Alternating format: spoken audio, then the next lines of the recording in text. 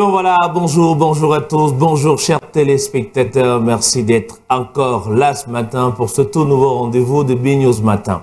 D'ailleurs, spéciale recommandation, ne manquez pas notre petit débat. Notre petit débat aujourd'hui, on parle de la grosse actualité qui tourne autour des poches de sang.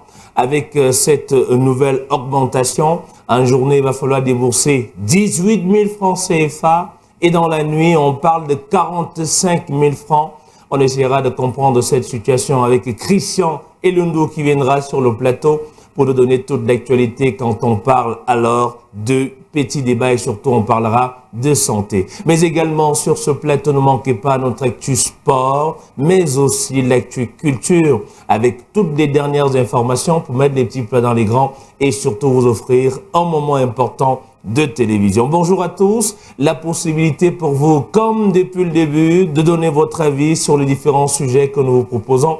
Et sur ce, nous accueillons d'abord Vicenzo Guinjol. Bonjour Vicenzo et bonne arrivée. Merci Visley, bonjour à vous, bonjour également à la grosse équipe technique qui nous accompagne tous les matins, bonjour à nos fidèles nombreux téléspectateurs. Je voudrais, d'entendre comme ça, attirer l'attention de ces enseignants-chercheurs qui entrent, du moins, qui depuis hier passent à la caisse pour toucher cette prime à la recherche, à eux, octroyée par le président de la République. Je souhaiterais que les enseignants-chercheurs, voire plus globalement les universités, travaillent en symbiose avec les pouvoirs publics pour le développement du Cameroun. Il faudrait que cette prime serve nécessairement à quelque chose. Là, vous parlez des enseignants de l'enseignement supérieur. Tout à fait. Qui mènent des recherches et qui bénéficient depuis quelques années de quelques primes pour approfondir des recherches, même si pour le grand public, on est en droit de s'interroger réellement au bout de toutes ces primes, de ces recherches annoncées, est-ce que réellement il y a un changement dans le quotidien des Camerounais? Est-ce qu'il y a un impact une fois qu'on est face aux découvertes des recherches menées par ces enseignants? Oui, Visley, c'est vrai que les enseignants-chercheurs, du moins, je ne dirais pas qu'ils se plaignent, mais ils attirent l'attention de l'opinion publique sur, je vais dire, le produit de leur recherche qui n'est pas toujours valorisé par les pouvoirs publics. Parce que c'est quand même assez paradoxal de donner des moyens à des chercheurs et de ne pas, par la suite, récupérer le produit de leur recherche pour que cela impacte sur le développement. Sinon, à quoi serviraient les universités? Parce que c'est aussi ça l'objectif des universités. Tout à fait, oui. Mener des recherches, et une fois que les découvertes sont faites, on va rendre cela public et voir comment la société va certainement vivre dans les meilleures conditions. Oui, les pouvoirs publics ont l'obligation, le devoir même, je dirais, de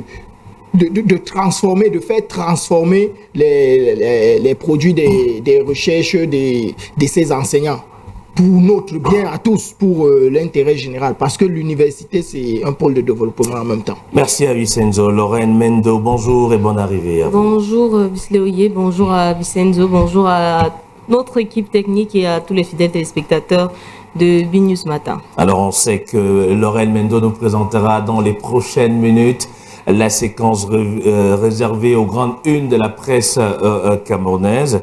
Mais vous avez décidé de changer un tout petit peu de look. Qu'est-ce qui s'est passé? Vous avez décidé de ne plus avoir des cheveux jusqu'au dos. En fait, c'est la même coiffure? C'est la même coiffure. Ça a changé? Non, c'est la même coiffure. Alors ça dit que vous êtes... Entre aujourd'hui et hier, on n'a pas eu le temps de... Ouais, parce que ça peut être une technique aussi... Vous savez ce qu'on appelle escroquerie? Non, c'est pas de l'escroquerie. Non, bon, j'ai même pas terminé. Je voulais parler de l'escroquerie sentimentale. Avez-vous entendu parler de cette affaire? Non, je sais pas ce que c'est. Escroquerie sentimentale. Sauf que ça existe. Ouais, bon, mais tous les jours. Hein. Bon, là, j'ai envie de m'interroger sur le rapport entre l'escroquerie et puis. Non, peut-être aujourd'hui, vous dites à un mec, écoute, je veux changer de coiffure, il vous envoie le blé, et après, vous ne changez pas de coiffure, vous attachez simplement vos cheveux. Je parle d'escroquerie sentimentale parce que, aux dernières nouvelles, d'après une enquête, il y a 2 pays aujourd'hui qui sont présentés comme étant des pays où l'escroquerie sentimentale est fabriquée et les plus grandes victimes vivent en Europe. Mais ça part de l'Afrique. le Nigeria et le Bénin sont présentés comme étant les fabricants de l'escroquerie sentimentale. Dans tous les cas, on aura l'occasion d'évoquer cette actualité dans les jours à venir. Mais en ce qui concerne la première image, on est vraiment désolé pour nos téléspectateurs. On débute cette émission avec une note triste, avec le décès de ce préfet qui est donc en retraite, qui a donc été retrouvé mort chez lui. Certains parlent d'un suicide, d'autres parlent d'un assassinat. En attendant voir clair sur cette affaire, nous avons quand même décidé d'adresser toutes nos condoléances à la famille qui vit une situation difficile. Lorraine Mendo, avez-vous à cet instant d'autres nouvelles? À cet instant, nous sommes en attente d'une communication, on va dire officielle d'abord, d'une part de l'administration territoriale parce que c'est un administrateur civil à la retraite et d'autre part des forces de l'ordre aussi pour déjà peut-être, je sais pas, nous faire part des, qu'est-ce qu'on va dire, nous faire part des premières, je sais pas, on dit impression, je cherche le terme, il ne me vient pas, mais je pense qu'il est opportun d'attendre une communication officielle et d'éviter peut-être de se prononcer ou de prendre certaines positions parce qu'on l'a vu sur les réseaux sociaux, certains qui ont déjà viré vers l'hypothèse d'un assassinat sans aucune preuve, c'est juste des suppositions, mais les premières, on va dire les premières images font état quand même on pense à un suicide au vu de la position du corps et puis c'était une image véritablement très macabre en fait, une image, le genre d'image qu'on ne souhaite pas partager. Bon, on ne peut qu'envoyer des condoléances à sa famille parce que avoir un événement de ce type dans la maison, j'imagine que ça doit être très difficile à vivre. Nous n'avons pas souhaité diffuser les autres images, notamment dans son domicile, parce qu'il y a certes le corps qui a été retrouvé, Vicenzo Guidol, sans vie, mais tout à côté aussi, il y a cette arme-là, et on parle d'une arme qui peut être présentée comme une arme réservée pour aller faire un peu de chasse, c'est cela?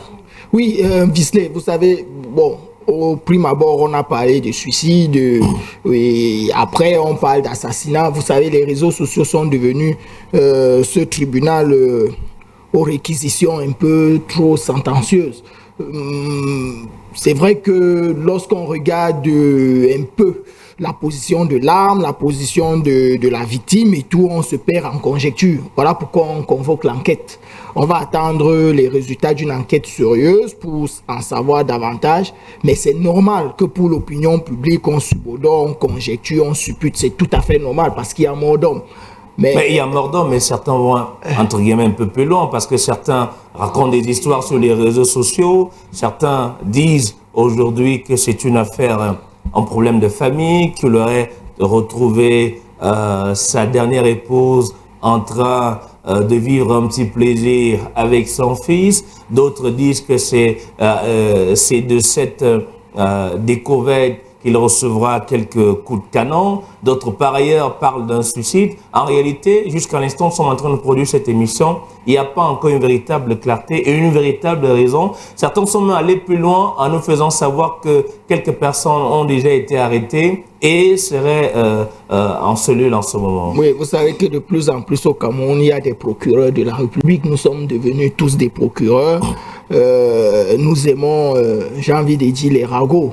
Nous aimons parler de ce qui ne nous regarde pas, nous aimons parler des choses où notre incompétence est avérée.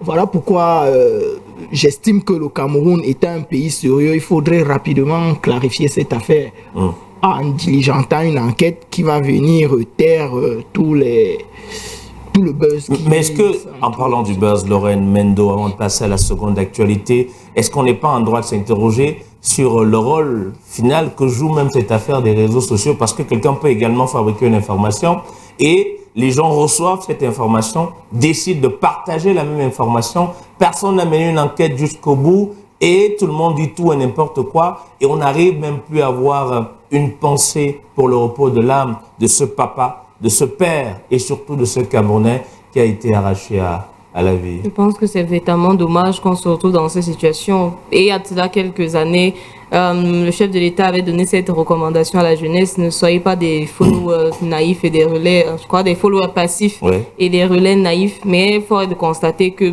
un peu plus de 5 ans plus tard, on est toujours, pour la majorité, en tout cas, des relais naïfs. On relaie tout et n'importe quoi. Il suffit juste que ce soit, c'est pas une information qui a trait à un centre d'intérêt particulier. On fait aucun fact-checking, on se rassure de rien. On partage, on commente, on émet des avis et puis sous nos partages et nos avis, d'autres personnes donnent d'autres opinions et ça devient un peu tout et n'importe quoi. Et je pense que c'est très, très irrespectueux et très méprisant à l'endroit de la famille de ce préfet. Parce que là, on était à moins de 24 heures de cette découverte et puis on a des théories. On a une série d'informations. Une série de théories infondées qui s'appuient sur rien. Bon, je me demande, vous mettez un peu à la place de ces enfants-là, peut-être de cette épouse. Est-ce que vous imaginez, si c'est votre père aujourd'hui qu'on retrouve dans cet état, et puis vous aurez des gens sur les réseaux sociaux qui vont raconter des histoires qui n'ont pas de sens. Parfois, il faut un tout petit sens d'humanité et de respect à l'endroit d'autrui. Mais bon, comme les réseaux sociaux, c'est la cour de monsieur tout le monde, c'est le marché. Comme on le dit trivialement, on fait des choses, on n'a aucun respect pour les gens et c'est dommage. Lorraine, Sartre disait l'enfer, c'est les autres.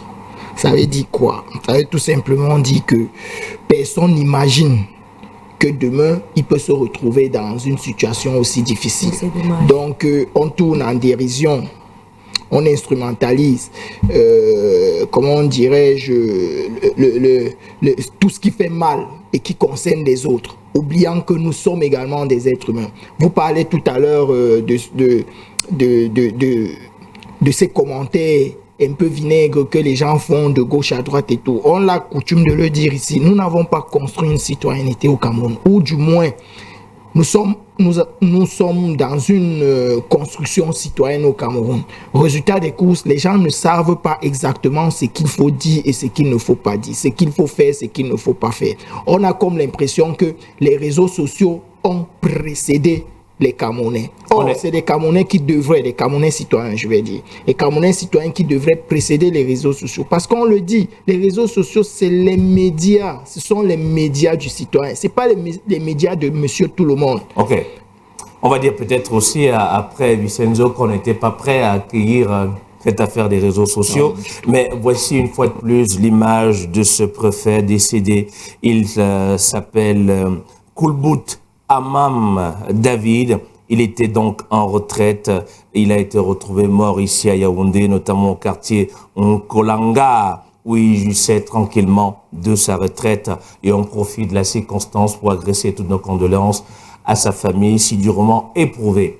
L'année 2025 pour Lorraine et pour Vicenzo est une année capitale pour l'avenir du Cameroun, puisque vous le savez, si rien ne change, le Cameroun vivra en octobre prochain l'élection présidentielle et d'ailleurs les candidats commencent à se bousculer, certains se positionnent déjà, mais tout à côté, il y a notamment l'opposition qui a décidé, entre guillemets, de s'organiser à travers quelques mouvements aujourd'hui menés par quelques leaders, à l'instar d'Olivier Billet et tous les autres, qui décident de créer une certaine union. Et la rédaction centrale et B-News 1, le tam-tam du continent, est allée à la rencontre de quelques Camerounais pour leur poser cette question. Est-ce que cette opposition peut réellement s'organiser et présenter un candidat qui sera efficace pour battre certainement le candidat du système en place?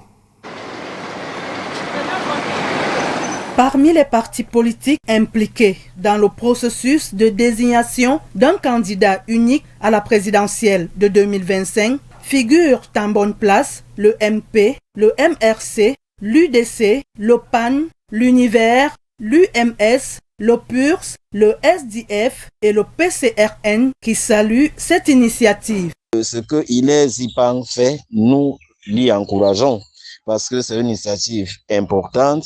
Nous avons déjà été contactés par lui et par tous les autres. Nous donnons toujours notre OK de principe à la condition que nous travaillons à donner aux Camerounais ce que les Camerounais attendent. Les avis restent cependant mitigés sur la pertinence même d'une coalition de l'opposition et du choix d'un candidat consensuel. Je pense que ça ne devrait même pas causer un problème, puisque le parti au pouvoir lui-même a sa coalition. Vous savez qu'il y a les Bele Bouba, les Momo et les autres partis. Donc si cette fois-ci en 2025, si les partis d'opposition se mettent ensemble, pour moi je pense qu'ils pourront arriver loin, pour ne pas dire mettre en dessous le parti politique qui est en place maintenant, qui est le RDPC. Nous, au PCR, nous pensons que la coalition doit traverser le seul seuil des formations politiques et intégrer tous les Camerounais de bonne foi qui veulent travailler pour le changement. Bon, le problème avec la coalition, c'est justement d'après ce qu'on constate, c'est justement les intérêts égoïstes des uns et des autres. Donc tout le monde veut être leader, tout le monde veut être chef. Ils ne se réunissent pas pour une idée, pour une idéologie, pour une pensée commune. Le problème pour moi n'est pas au niveau de la coalition, au niveau où l'alliance. Le problème, c'est de savoir est-ce que ces partis sont d'abord des partis sérieux. Est-ce que ces partis mettent des moyens pour surveiller leur vote. La présidentielle 2025 approche à grands pas aux partis politiques de l'opposition de mûrir leurs réflexions pour éviter d'être fragilisés le moment venu. Merci donc Aline, Paul Obamé pour cet élément, pour ce reportage. Vicenzo Guidiol, les Camerounais s'expriment sur cette affaire en disant que ça peut être une situation pertinente. Mais ce n'est pas en 2025 qu'on est face à ce type de coalition. Il faut donc remonter le temps et qu'on se rende compte que même pendant les années 90, il y a eu des essais qui finalement ont connu des échecs. Il y a eu déjà plusieurs tentatives lors des élections présidentielles au Cameroun, mais ça n'a pas toujours abouti. Est-ce que c'est cette fois que ça peut marcher, ça peut aboutir? Vous savez, en politique, tout est possible, hein, Visley. Tout est possible en politique parce que la politique, c'est un peu un ensemble de circonstances qu'on peut capitaliser. Donc, tout est possible. Vous savez, le problème avec cette coalition, c'est de savoir pourquoi est-ce que ces gens vont se mettre ensemble. Déjà, ils ont des idéologies très différentes et ils ont comment dire, nantis entre eux, des égoïstes, je vais même dire des égos un peu surdimensionnés. Il faudrait déjà d'abord trouver un candidat unique.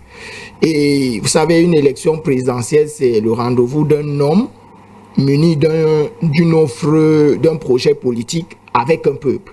Bon, est-ce qu'au sein de cette coalition, entre cette union en gestation, ils vont pouvoir trouver un candidat unique? Est-ce qu'ils vont pouvoir mettre sur pied une offre politique en dépit des idéologies bien différentes?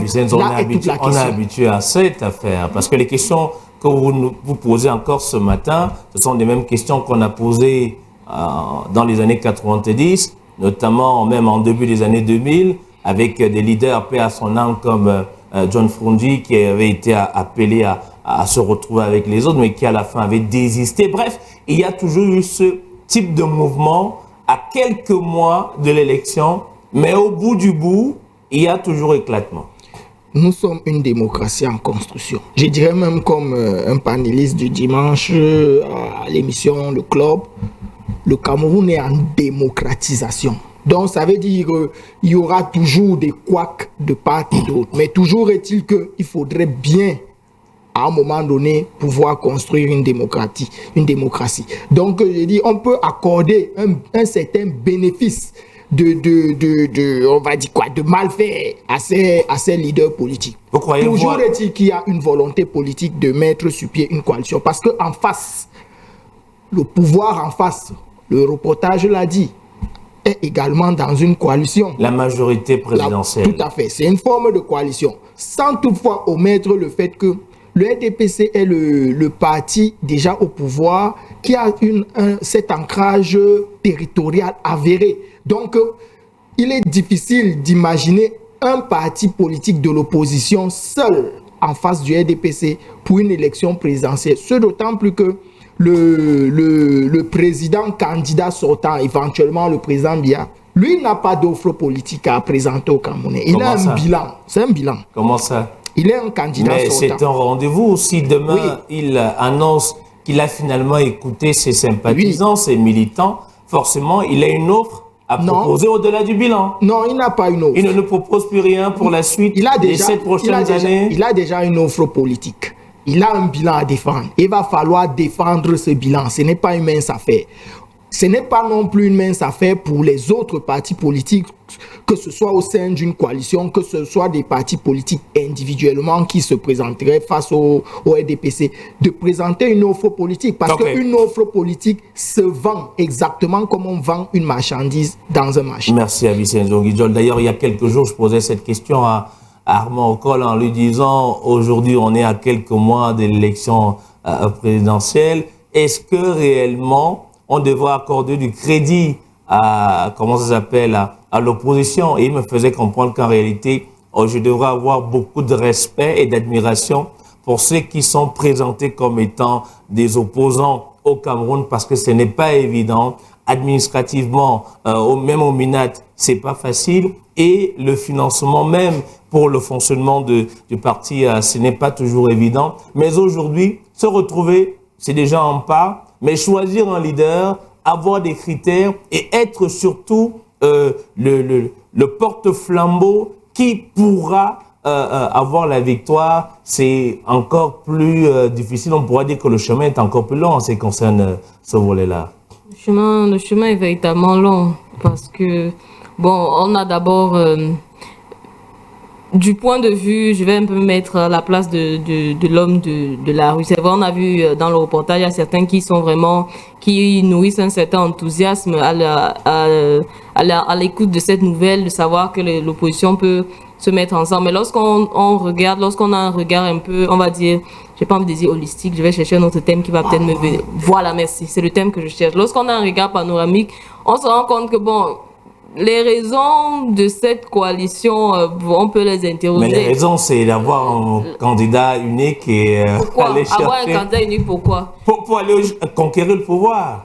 Voilà donc où se situe pour séduire l'électorat. Voilà donc où se situe tout le problème. On veut se mettre ensemble pour aller conquérir le pouvoir parce qu'on a un adversaire en face qu'on estime trop établi ou trop implanté. Ce que les Américains vont appeler establishment. Des gens qui sont là et on ne sait pas trop comment les enlever. Maintenant, dans les faits, est-ce qu'on a quelque chose de... Moi, j'aurais aimé peut-être qu'on commence à voir, c'est vrai, la campagne, elle n'est pas encore ouverte, mais j'aurais peut-être apprécié qu'on commence à voir certaines actions qui pourraient nous donner au moins une idée. Quand on écoute aujourd'hui l'opposition d'une manière ou d'une autre, Lorraine Mendo, je suis désolé de reprendre la parole, et je vois la plupart des militants des formations politiques de l'opposition qui sont sur les plateaux, tout le monde dit c'est l'âge, le président, l'âge. Personne réellement ne propose autre chose. C'est exactement où je voulais en venir. Ouais. Lorsqu'on nous propose donc pas grand-chose, bon, j'ai pas envie de dire lorsqu'on ne propose rien, disons lorsqu'on ne propose pas grand-chose ou on ne propose pas quelque chose qui va susciter un véritable intérêt. Bon, on a envie de se demander, bon, la coalition, c'est juste pourquoi? C'est juste pour scander le légendaire Bia Mosgo, je m'interroge. Parce que si ce n'est que pour répéter en chœur Bia Mosgo, vraiment, je pense que... Tout sauf Bia. Voilà, je pense qu'il faut... Parce que le vote sanction au Cameroun, ça va pas marcher. Si c'est la raison, si il y a coalition parce qu'on espère un vote sanction, ça ne marchera pas. Parce que le peuple camerounais, vous allez peut-être m'excuser, politiquement, n'est pas très mature. Donc, on n'a pas certaines notions. On n'est pas dans des pays comme la France où on peut vraiment faire bloc contre l'extrême droite pour se dire non, on ne voudrait pas telle chose et on va voter vraiment Emmanuel Macron pour dire bon, vraiment mieux Macron que ici, on n'a pas encore cette culture. On va regarder d'abord les intérêts personnels pour la plupart des individus et on va regarder aussi les habitudes. Bon, nous, on est mieux vraiment le démon qu'on connaît que l'ange qu'on ne connaît pas. On voit quand ça même ne peut pas marcher. Mais Lorraine, on voit quand même l'engouement. On voit parce que certains... L'engouement le baromètre avec de les certains, communicants des partis politiques. Bon, l'engouement, peut-être le baromètre de certains, c'est également l'évaluation sur les réseaux ce n'est pas un baromètre. Sur des partages, etc. Les réseaux sociaux ne peuvent pas et on a l'impression que... C'est un baromètre virtuel. Et on a l'impression qu'en réalité, on est écouté, on est suivi, on est un leader. L'impression... Bon, si on peut peut-être revenir un tout petit peu en 2018. En 2018, lorsqu'on était sur les réseaux sociaux, on avait vraiment l'impression que non, cette fois-ci, l'opposition La terre va changer. La terre va changer. Mais lorsque vous allez sur le terrain, dans certains lieux où il y avait par exemple des meetings ou des réunions politiques, c'était toute autre chose. Et c'est où on comprend la politique, c'est sur le terrain d'abord. C'est pas les réseaux sociaux, ça va venir en appui, en ajout, mais la politique d'abord, c'est sur le terrain. Sur le terrain, est-ce que cette coalition peut fonctionner? Pour l'instant, vraiment, de mon point de vue, c'est non. Justement, pour aller dans votre sens, Lorraine, d'où l'avantage d'être présent au sein des institutions. Voilà. Il faut avoir des élus. Des élus locaux. Il faut avoir des députés, et ainsi de suite. Des sénateurs et tout. Parce que précisément, c'est cette présence institutionnelle ou alors cette présence au sein des institutions qui vous donne un certain ancrage, oui, un certain poids, une certaine présence. Il faut être présent sur le terrain. On ne peut qu'être présent sur le terrain en étant au sein des institutions. Mais maintenant, il faudrait, Visley, moi je pense que la véritable quadrature du cercle au sein de cette coalition naissante, ça sera de proposer une offre politique. Non, même pas un candidat, une offre politique. Ils peuvent même hypocritement tomber d'accord sur un candidat. Ah bon? Mais, oui, attends, hypocritement. Je dis bien hypocritement. Hypocritement. Non, mais même de manière hypocrite, une coalition doit réunir des leaders et de ces leaders, on choisira le leader.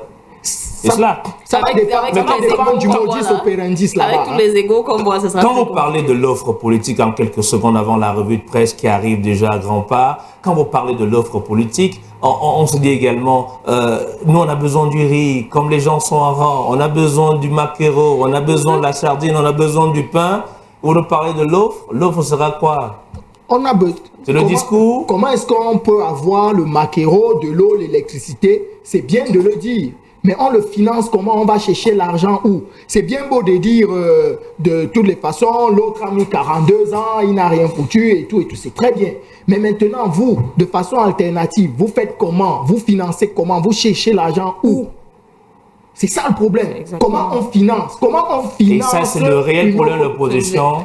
Il faut le financement. C'est même pas seulement un problème de l'opposition, c'est le problème même de l'offre politique que vous présentez aux électeurs. Alors, comment vous financez cette offre? Voilà pourquoi on peut vendre, il est facile de vendre du rêve aux électeurs. Heureusement, on va compter sur une certaine maturité du peuple camerounais qui ne va pas tomber sur ce que je vais appeler ici les propositions de Père Les Pimpins. Alors, je voudrais quand même dire une chose, c'est que moi, j'ai regardé un reportage il y a quelques mois, alors que l'élection présidentielle aux États-Unis était notamment dans sa dernière phase. Et j'ai vu quelque chose qu'on a souvent dénoncé au Cameroun. C'est-à-dire que Donald Trump qui est monté sur scène, qui a fait son one-man show pendant 2 heures, 3 heures, et par la suite, on va distribuer à manger et à boire aux gens. Mais au Cameroun, on a l'impression que c'est un crime de lèse-majesté. Non, on est en train de dire au Cameroun que c'est une forme de corruption, etc., que les gens viennent passer 3 heures sur place, qu'ils écoutent le candidat parler et qu'ils retournent à la maison, en réalité, qu'ils n'ont droit à rien. Je dis aux États-Unis, je parle des affaires de 2024, on est en 2025. Alors, c'est un reportage qui montre qu'à la fin, les gens ont de quoi manger, ils ont des bouteilles d'eau, et il y a même des véhicules à la disposition de ceux qui habitent d'autres quartiers, d'autres États. Ce n'est pas une réalité comme on est. Vous ne pouvez pas faire ce grand écart. Les Américains, c'est 200 ans de démocratie. Non, mais ils ont mangé après le meeting, monsieur. Je dis bien ceci, les Américains. Ils ont mangé après le meeting. Il n'y a pas d'achat de conscience de ce côté.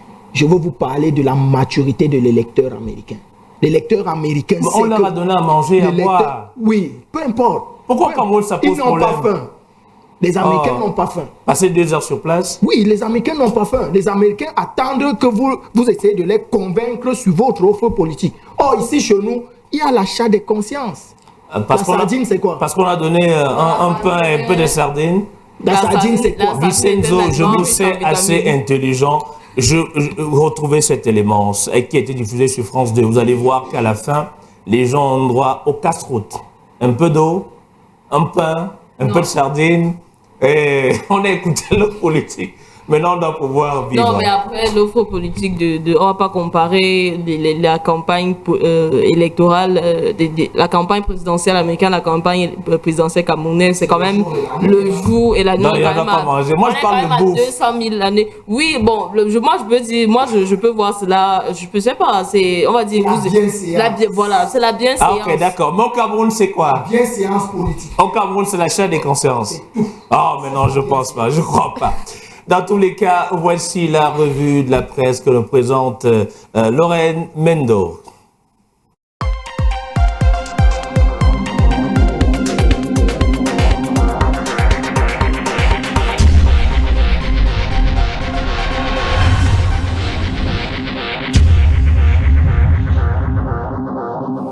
Et ben voilà, mesdames et messieurs, l'essentiel de la revue de presse avec quelques parutions de ce matin. Lorraine Mendo va débuter cette revue de la presse avec le journal Le Jour. Le quotidien Le Jour qui est en sortie, qui est dans les kiosques ce matin et qui s'intéresse à cette note du super maire de la ville de Yaoundé. Yaoundé, la fin du commerce sur les trottoirs, c'est l'interrogation en grande une du journal d'Aman Mana. Le maire de la ville, Luc Messi Atangana, a donc signé une décision allant dans ce sens, une décision qui donne jusqu'au 20 janvier 2025 à ses commerçants dans certains grands marchés de la ville de Yaoundé, certaines grandes allées de déguerpir. Elle suscite donc des réactions diverses de la part des commerçants et de l'opinion publique. Économie de ces réactions en page 3 du journal Le Jour. En pied de une, le quotidien s'intéresse à la prime de modernisation de la recherche. Plus de 2 milliards pour les enseignants du supérieur. Un versement qui fait donc suite à l'annonce du ministre d'État, ministre de l'Enseignement supérieur Jacques Famendongo. Les paiements sont donc effectifs depuis le 13 janvier 2024-2025, nous fait savoir le journal. Décryptage en page 4 de la parution de ce matin. Le quotidien d'expression anglaise The Guardian Post est également dans les kiosques à journaux ce matin et s'intéresse à cette macabre affaire assassinat ou suicide. S'interroge le journal.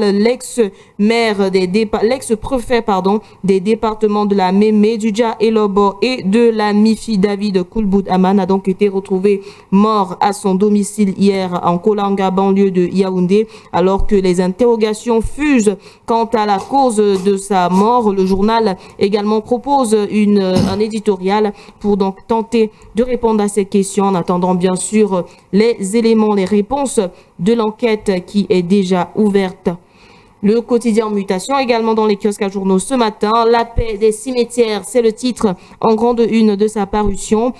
Au terme donc de la 48e édition du séminaire annuel des évêques, les évêques ont dénoncé dans un message collectif la pauvreté angoissante et scandaleuse des masses et les inégalités sociales. Les prélats déplorent également la corruption qui se banalise, la crise sécessionniste qui perdure, la criminalité, le bradage foncier et les discours de haine. Ils exhortent par ailleurs le peuple camerounais à garder la confiance et ne pas avoir peur. C'est donc un communiqué final qui est signé par Vinci Évêque, communiqué contenu sur 9 pages au total et dont Mutation vous fait l'économie en page 9 justement. Nous poursuivons cette revue de la presse avec Cameroun Tribune qui s'intéresse aussi au climat socio-politique du Cameroun, le piège de l'agitation, titre le journal en grande une. Alors que l'effervescence liée à la présidentielle de cette année continue de monter, certains acteurs politiques et de la société civile s'illustrent par des prises de parole visant à créer un climat préélectoral surchauffé et délétère, nous fait savoir le journal. La mobilisation pour les inscriptions sur les listes électorales, la préparation du scrutin au sein des partis, ainsi que la lutte contre le discours haineux sont pourtant des défis qui devraient en priorité interpeller les uns et les autres durant les mois à venir, ces mois qui précèdent donc l'élection. Cameroun Tribune vous propose son focus en page 6 et 7 de sa parution de ce matin. Et en pied de une, le journal de Marie-Claire Nana s'intéresse à la réduction de ces taxes pour les petites et moyennes entreprises. Une réduction qui devrait donc encourager les investisseurs donc à s'intéresser à ces secteurs et à augmenter la compétitivité du Cameroun. Une taxe qui réduit donc de l'ordre de 15 à 10% selon les informations du journal. Un expert fiscal détaille d'ailleurs les intérêts pour le climat économique camerounais. C'est à lire en page 9 de Cameroun Tribune ce matin. Nous restons dans l'actualité fiscale avec Alpha Eco. Le saut de l'allègement fiscal en 2025, c'est le titre en grande une. Le gouvernement du Cameroun a pris la décision d'augmenter le taux de pression fiscale qui représente la plupart des impôts dans le produit intérieur brut à hauteur de 14% en 2025 contre 13,6% en 2024. Décryptage en page 3 de Alpha Eco. Nous restons en économie avec le quotidien de l'économie qui, de son côté, s'intéresse à la certification des comptes et nous fait savoir que l'État accentue la pression sur les grandes entreprises. Il a donc été instauré une amende pour ces entreprises qui ne vont pas se conformer et dont les seuils financiers dépassent 250 millions de francs CFA de chiffre d'affaires. Le quotidien d'économie fait le point en page 2 de sa parution. Et quotidien est également dans les kiosques à journaux ce jour. Et en pied de une, nous nous intéressons au secteur de l'énergie où on nous fait savoir que le barrage de Nightingale connaît un nouveau report de la mise en production complète. À date, 5 groupes sur les 7 attendus de cette importante infrastructure énergétique ont déjà été lancés pour une capacité globale de 300 mégawatts. Et Quotidien fait le point en page 7 de sa parution de ce jour et aussi en nouvelle de ce journal. On nous fait savoir que le cacao vient de battre un record historique au Cameroun. L'année 2024 restera donc gravée dans les mémoires des producteurs de cacao camerounais qui ont connu un prix record sans précédent, culminant à 6 000 francs CFA le kilo. Reportage à retrouver en page 10 du journal et Quotidien. La voix des entreprises est également dans les kiosques à journaux ce matin et s'intéresse au marché du travail et à l'employabilité des femmes qui est à la traîne. Selon le journal, dans un récent rapport publié par l'Institut national de la statistique, les disparités entre les sexes sur le marché du travail camerounais restent persistantes. Face à ce constat, le rapport propose également des recommandations visant à améliorer l'employabilité des femmes et à réduire les écarts de revenus à des mêmes postes de responsabilité. La voix des entreprises vous propose son analyse en page 2. L'activateur est également dans les kiosques à journaux ce matin. Il nous emmène dans la région du sud-ouest où des cris d'orfraie retentissent donc à Bimbia, alors que tous les regards sont braqués sur le processus de certification mondiale du site de mémoire de Bimbia. Les populations de l'arrondissement de Limbe 3e sont donc surprises d'apprendre via des sources de plus en plus concordantes d'après le journal L'Activateur que le site historique de la traite négrière situé dans cette localité serait en train d'être cédé pour 50 ans d'exploitation à un particulier qui aurait royalement esquivé les autorités locales et municipales, le tourisme et même les chefs traditionnels gardiens de la tradition. C'est donc une indignation générale qui est en train de créer une fronde sociale dans le département du Fako. En général, enquête à retrouver en page 3. La tribune des leaders, quant à elle, s'intéresse à cette opération spéciale d'établissement d'actes de naissance et nous fait savoir que plus de 48 000 enfants ont déjà été touchés et des milliers d'autres sont en ligne de mire. Dans cette opération donc lancée par le ministère de l'Éducation de base avec l'appui de la Banque mondiale à travers le PAREC, cette initiative a permis de garantir la participation aux examens de fin d'année à ces écoliers en fin de cycle primaire dépourvus de ces pièces officielles, mais cependant, en dépit du succès de cette première phase, la demande demeure immense et l'acte 2 est annoncé pour l'année 2025 où on ambitionne de réduire significativement ce gap qui, selon les chiffres rendus publics en 2024, font état de ce que plus de 3 millions d'enfants du primaire et un peu plus de 1,4 million d'enfants au secondaire seraient sans acte de naissance, un chiffre révélateur du taux d'enfants fictifs qui appelle urgemment à une action concertée pour garantir l'accès à l'éducation pour tous. Large dossier de la rédaction à retrouver des pages 4 à 7 du journal La Tribune des leaders et nous refermons cette revue de la presse en sport avec le quotidien Le Témoin qui s'intéresse au football centrafricain avec cette grosse nouvelle. Rigobert Song qui est donc le nouveau sélectionneur manager. Rigobert Song pour remettre la balle au centre. L'ancien sélectionneur des Lions Indomptables a été reçu en audience par le président centrafricain, le professeur Faustin Archange Touadéra. C'était au palais de la Renaissance à Bangui. Il a par la suite été nommé sélectionneur manager de l'équipe nationale de football Les Fauves de Ouabangui. Était présent à cette cérémonie le ministre de la Jeunesse, des Sports et de l'Éducation civique de la République centrafricaine, ainsi que le ministre conseiller spécial du président centrafricain. La rencontre entre l'ancien sélectionneur des Lions Indomptables et le professeur Touadéra est un signe encourageant pour l'avenir du sport en République centrafricaine.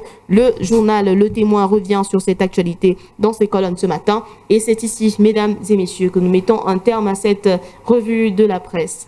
Merci donc à Lorraine Mendo pour cette revue de la presse et cette nouvelle qui nous vient du journal Le Témoin. Moi, j'ai beaucoup d'admiration pour Rigobert Song, le capitaine de l'équipe nationale du Cameroun, le capitaine emblématique, le manager sélectionneur, celui qui est allé arracher une belle victoire à Blida, en Algérie, alors que le Cameroun était en train de réfléchir pour qu'on aille au Qatar. C'est Rigobert Song qui a donné la joie à tous ces Camerounais, qui a donné également beaucoup de joie, vous vous rappelez de ce match du côté de Garoua. C'est Rigobert Song appelé maintenant à exercer son activité dans un autre pays, amis et frères, notamment la République centrafricaine. C'est une bonne nouvelle, on aura l'occasion de revenir sur cette actualité, certainement dans le cas de B-Sport Express. Thierry, Christian Elun nous a rejoint ce matin. Christian, bonjour et bonne arrivée, frangin. Merci Visley, bonjour et jolie cravate. Merci. Bonjour Vincenzo Guidiol, bonjour Lorraine, très belle ce matin. Très belle, il y a des matins où elle n'est pas belle. Elle est particulièrement jolie ce matin avec ses petites couleurs chatoyantes sur son habit. Particulièrement. Merci beaucoup. Donc, souvent, vous ne la regardez pas. C'est pas ce que je dis qu'elle est particulièrement jolie elle ce est belle matin. tous les Elle jours. est belle tous les jours, mais ce matin. Vous êtes convaincu? C'est ce que je dis. Ah, ok. C'est toujours un plaisir pour moi de vous retrouver ici sur le plateau des Bignos ce matin quand il est sensiblement 7h35 pour parler des questions que vous allez énoncer tout à l'heure. Merci de m'accueillir. Et il n'y a pas de souci, on va vous retrouver tout à l'heure pour notre petit débat. Le petit débat, on parlera de santé, mais voici la pub.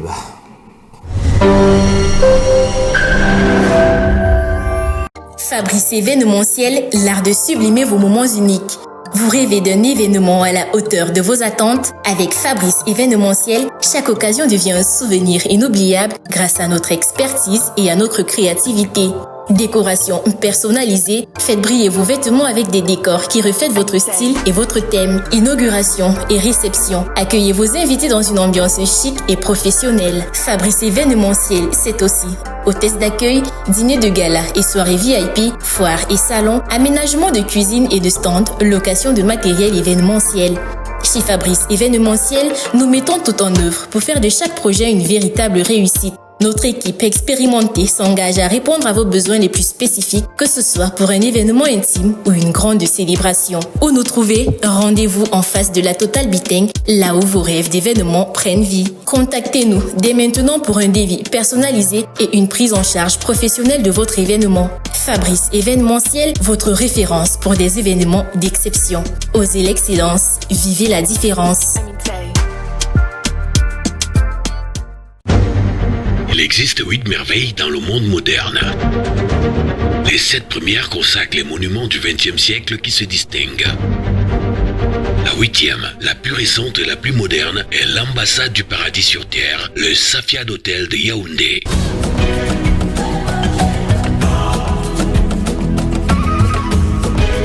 Toutes les marches de la pyramide des besoins trouvent leur socle dans les tours jumelles du Safia d'Hôtel.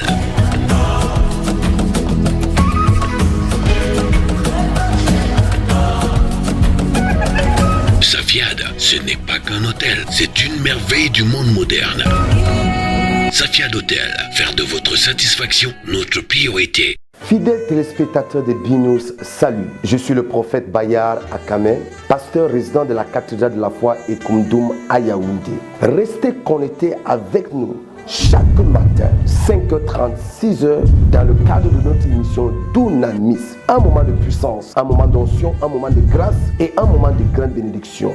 Recevez la parole prophétique qui va vous accompagner pendant toute la journée. Ne commence pas la journée sans recevoir cette bénédiction.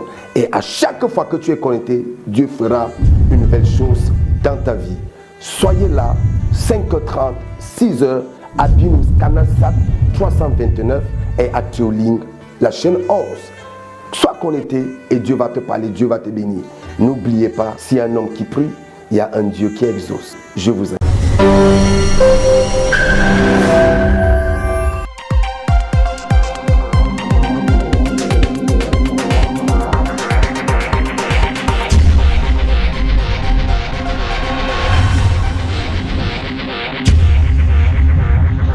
Ouais, c'est un bonjour assez particulier à tout le One Man Show que les gars font autour de Lorraine. Je sais pas, Lorraine, C'est quoi cette aura-là? Je sais pas.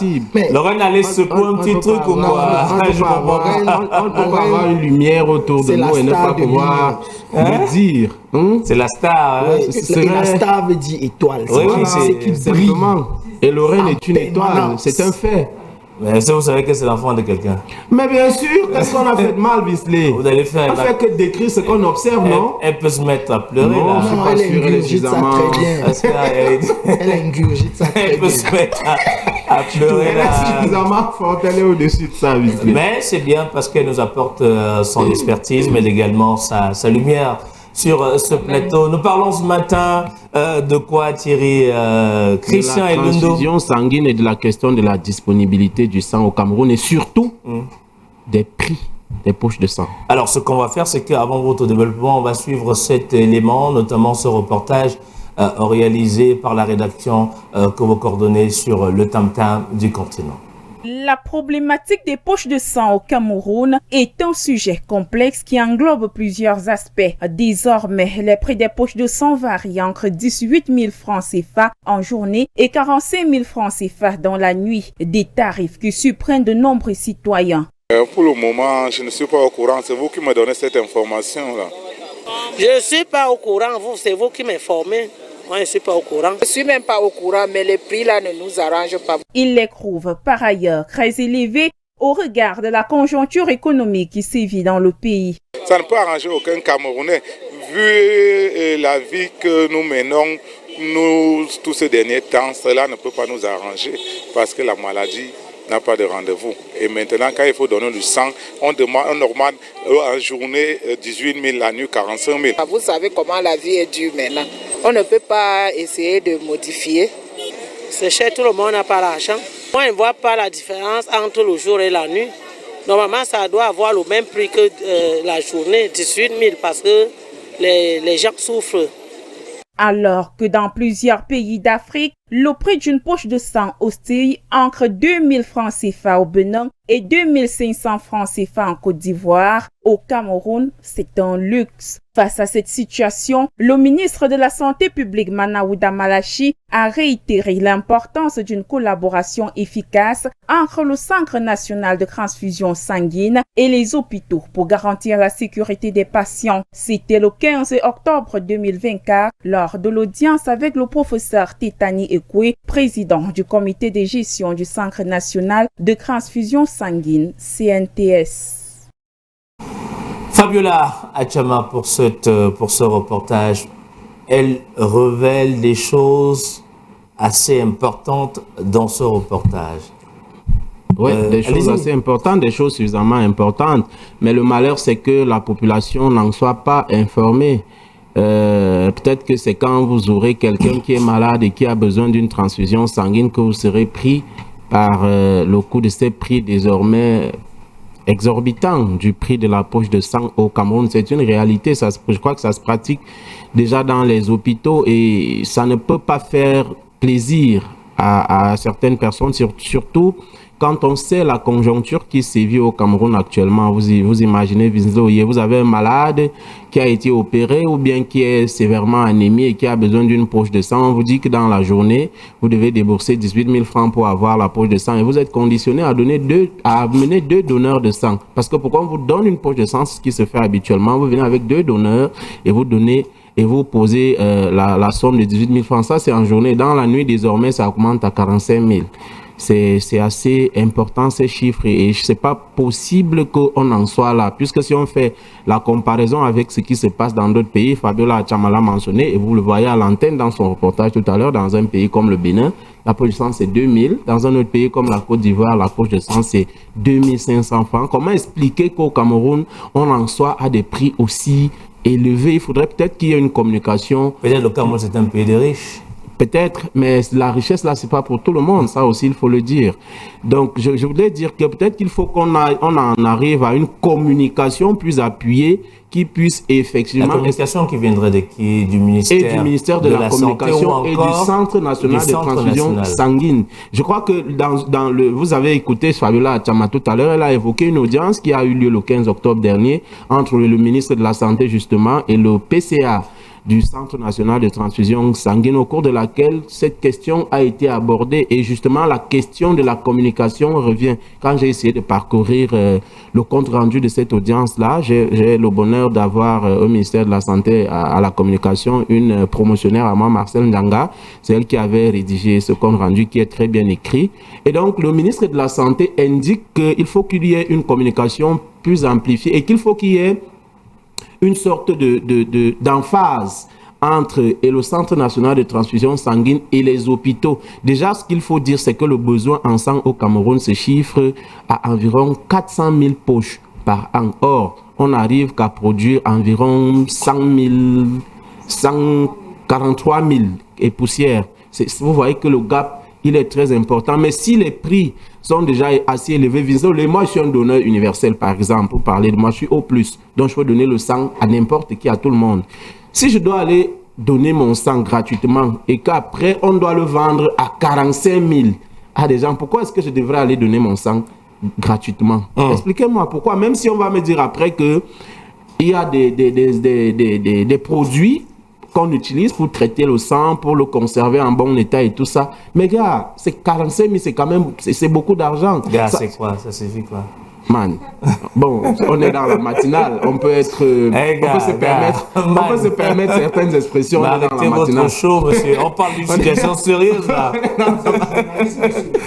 On est dans la matinale, on peut se permettre certains petits écarts de langage. Que les téléspectateurs m'excusent pour ça, mais on est dans la matinale, c'est une émission assez décontractée quand même. Alors, donc, terminé. Vous imaginez combien ça peut être difficile. Vous êtes dans une situation où votre épouse a peut-être en train d'accoucher par césarienne et elle a une situation difficile, elle n'a pas assez de sang dans le corps. On doit lui faire une transfusion de sang, vous avez déjà dépensé assez d'argent et après on vient vous dire que non seulement vous devez ramener 2 donneurs de sang, mais que vous devez encore débourser 45 000 francs. 45 000, c'est pour la nuit et 18 000, c'est en journée. Mais également, Christian, où se situe la différence en journée? Vous avez entendu, la maman a posé la question dans le reportage de Fabiola Achama. C'est quoi la différence entre le jour et la nuit? Qu'est-ce qui peut expliquer qu'en journée, on donne une poche de sang à 18 000 francs et que dans la nuit, on la ramène à un prix plus 2 fois plus que le prix en journée? Alors, ça n'a pas de sens. En tout cas, de mon point de vue. C'est cher. C'est très cher, même. C'est très cher. 18 000 déjà, c'est énorme. Dans un pays où on a un SMIC à moins de 45 000 francs, vendre une poche de sang à 18 000 le SMIC ou à 40 000. a un peu évolué. Il a évolué, mais il n'a pas atteint 45 000. Donc, voilà, donc, on ne sait pas quoi, je conçois, je comprends pas en fait. Pourquoi est-ce qu'on parle quand même du sang? C'est quand même, je vais dire... C'est pour sauver des vies. C'est pour sauver des vies. Donc, lorsque vous... Parfois, il faut avoir un peu d'humanisme lorsqu'on fait des choses. 18 000 francs. Et imaginez-vous, il y a des fois, vous avez un malade à l'hôpital, on va vous demander 2 poches de sang. Vous êtes là, il y a des factures à payer, et en plus de cela, on vous demande 2 donneurs. Si vous payez déjà 45 000 francs, pourquoi est-ce qu'on vous demande 2 donneurs?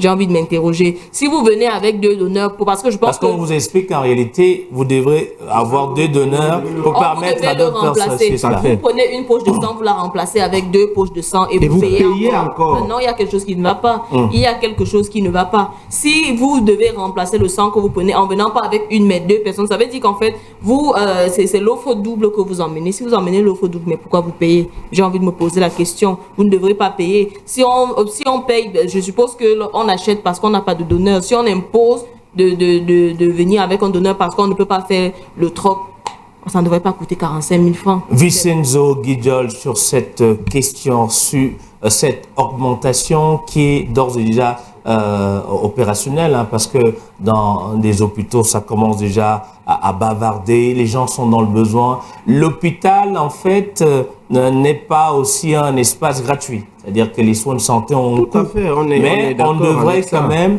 en fonction de sa population, adapter certains prix pour la majorité. Débourser 18 000 francs pour avoir une poche de sang, c'est cher au Cameroun. On est en droit de se dire qu'on est véritablement dans la santé business. Ce n'est que du business. On veut simplement gagner de l'argent. Vous savez, Visley, quand vous parlez de l'hôpital ici, c'est quand même un service public. Et le principe consacré, c'est la gratuité du service public. Vous voyez dans les raisons pour lesquelles il est ça, c'est le service public, mais l'hôpital, quand même, il faut acheter les médicaments, il faut des seringues. Quand je dis gratuité, si vous voulez mettre ça entre guillemets, vous pouvez mettre ça entre guillemets, mais vous me comprenez. C'est de la gratuité, le service public. Voilà pourquoi il est urgent, impératif et impérieux de lutter contre la corruption. Ça, c'est des signes manifestes de la corruption. C'est même une appendice de la corruption qu'on retrouve. J'arrive. La corruption. J'arrive. À quel niveau? J'arrive. Augmentation des prix, gars. Le surplus je de dis bien, c'est une appendice de la corruption. La corruption ici, vue dans quel sens? L'appendice, ben, c'est un maladie. Dans l'achat, non. C'est un signe assez important. Allez-y. Nous sommes en télévision. Je suis en train d'expliquer que la corruption ici, c'est pris dans le sens de l'achat du gratuit. Parce que vendre une poche de sang, je ne sais pas moi, à 18 ou 45 000, nous sommes déjà là dans une forme d'exagération. Nous sommes même là dans une forme d'arnaque. Vous parlez d'escroquerie tout à l'heure. En voilà une. Et ça confirme un peu même le contexte d'inflation dans lequel vivent les Camerounais. Vous comprenez même pourquoi est-ce qu'aujourd'hui les gens rechignent à aller donner gratuitement du sang. Pourquoi? Évidemment. Parce que les gens ont compris depuis que il y a un marchandage de cette histoire de ce côté. Vous ne pouvez pas penser aller vouloir sauver des vies humaines alors que vous partez enrichir des gens qui, à la limite même, ne travaillent pas. Donc, sur le plan même de la moralité, ça commence à flancher. Du coup, on aura ce déficit de poche de sang dont parlait M. Elundou tout à l'heure. J'ai dit bien, il faut lutter contre la corruption dans ce pays parce que à un moment donné, c'est même les vies humaines qui risquent en pâtir. Alors, le pire dans cette affaire, Vicente, c'est que vous pouvez vous constituer en donneur. C'est-à-dire que vous vous portez garant lorsqu'il y a des journées, des campagnes de sensibilisation de dons gratuits sans vous donner votre sang. Mais le jour que vous avez une situation que vous êtes dans le besoin du sang, on ne vous donnera jamais ce sang. On ne vous donnera jamais le sang gratuitement, vous imaginez. Donc moi, je me porte garant, je donne de mon sang gratuitement. Vous voyez, on va le vendre à des prix aussi élevés. Peut-être vous donnez gratuitement en tant qu'un citoyen. Moi, je l'ai fait déjà plusieurs fois, parce que je suis donneur universel, comme je vous ai dit tout à l'heure. Dans certains hôpitaux également, certains sont des spécialistes en don de sang. C'est-à-dire que chaque fois qu'il y a une situation, ils sont appelés par le corps médical et ils repartent avec une petite motivation.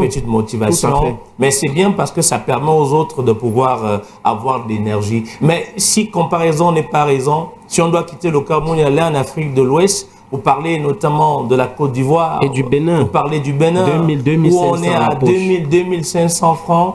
Et qu'au Cameroun, à 18 000, où sont passés même ceux qui sont appelés à défendre les citoyens? Parce que je crois qu'il y a des associations aujourd'hui qui se battent, entre guillemets, pour les populations. Il y a certains consommateurs. Exactement. Pour dénoncer cette affaire et pour voir les responsables reculer. Pour la bière et pour le riz. Ils ne se battent que pour quand ça concerne la bière et le riz. Mais voilà, vous savez déjà aussi voilà une urgence publique. Le problème peut aussi se situer au niveau du fait que c'est une question assez délicate. C'est quand même de la manipulation du sang. Et donc, les informations ne sont pas toujours à portée de main. On ne les donne pas au premier venu. Je peux vous rassurer, hier, Fabiola Tchama et Bala et Marie-Noël Onana se sont déplacés pour le Centre national de transfusion sanguine. Elles n'ont pas été très bien accueillies là-bas parce que les caméras ne sont pas autorisées. On leur a dit, voilà, bon, peut-être que l'information que vous avez eue dans les médias, vous en faites un peu trop, entre guillemets. Donc, pour une façon de nous dire que si vous en parlez dans les médias, c'est que vous exagérez, vous ne devez pas en parler. Mais qu'en plus, en ce moment-ci, nous ne sommes pas autorisés à vous dire quoi que ce soit par rapport à cette situation-là. Les prix sont pratiqués.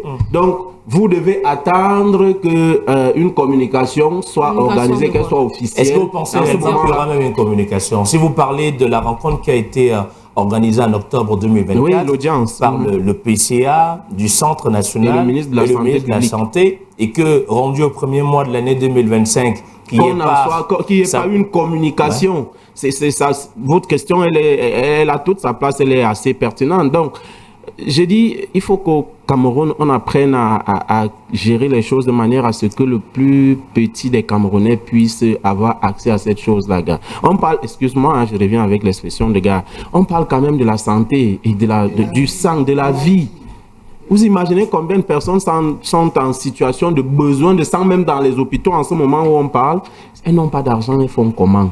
Le sang même, il n'y en a pas. Parce que les gens ne sont pas... La culture du don gratuit de sang n'est pas assez ancrée dans les mœurs des Camerounais. Pourtant, ça devrait l'être. Mais pour que ce soit ainsi, il faut justement qu'il y ait des sensibilisations, il y ait de la communication, qu'on n'attende pas seulement où c'est la semaine mondiale, ou c'est la journée mondiale du don de sang qui se situe dans les encablures du mois de juin. En même temps également, il faudrait qu'au niveau des hôpitaux, on donne des gages de crédibilité, de confiance. Exactement. Parce que vous ne pouvez pas demander aux populations de venir en aide à des patients qui sont en risque péril de mort.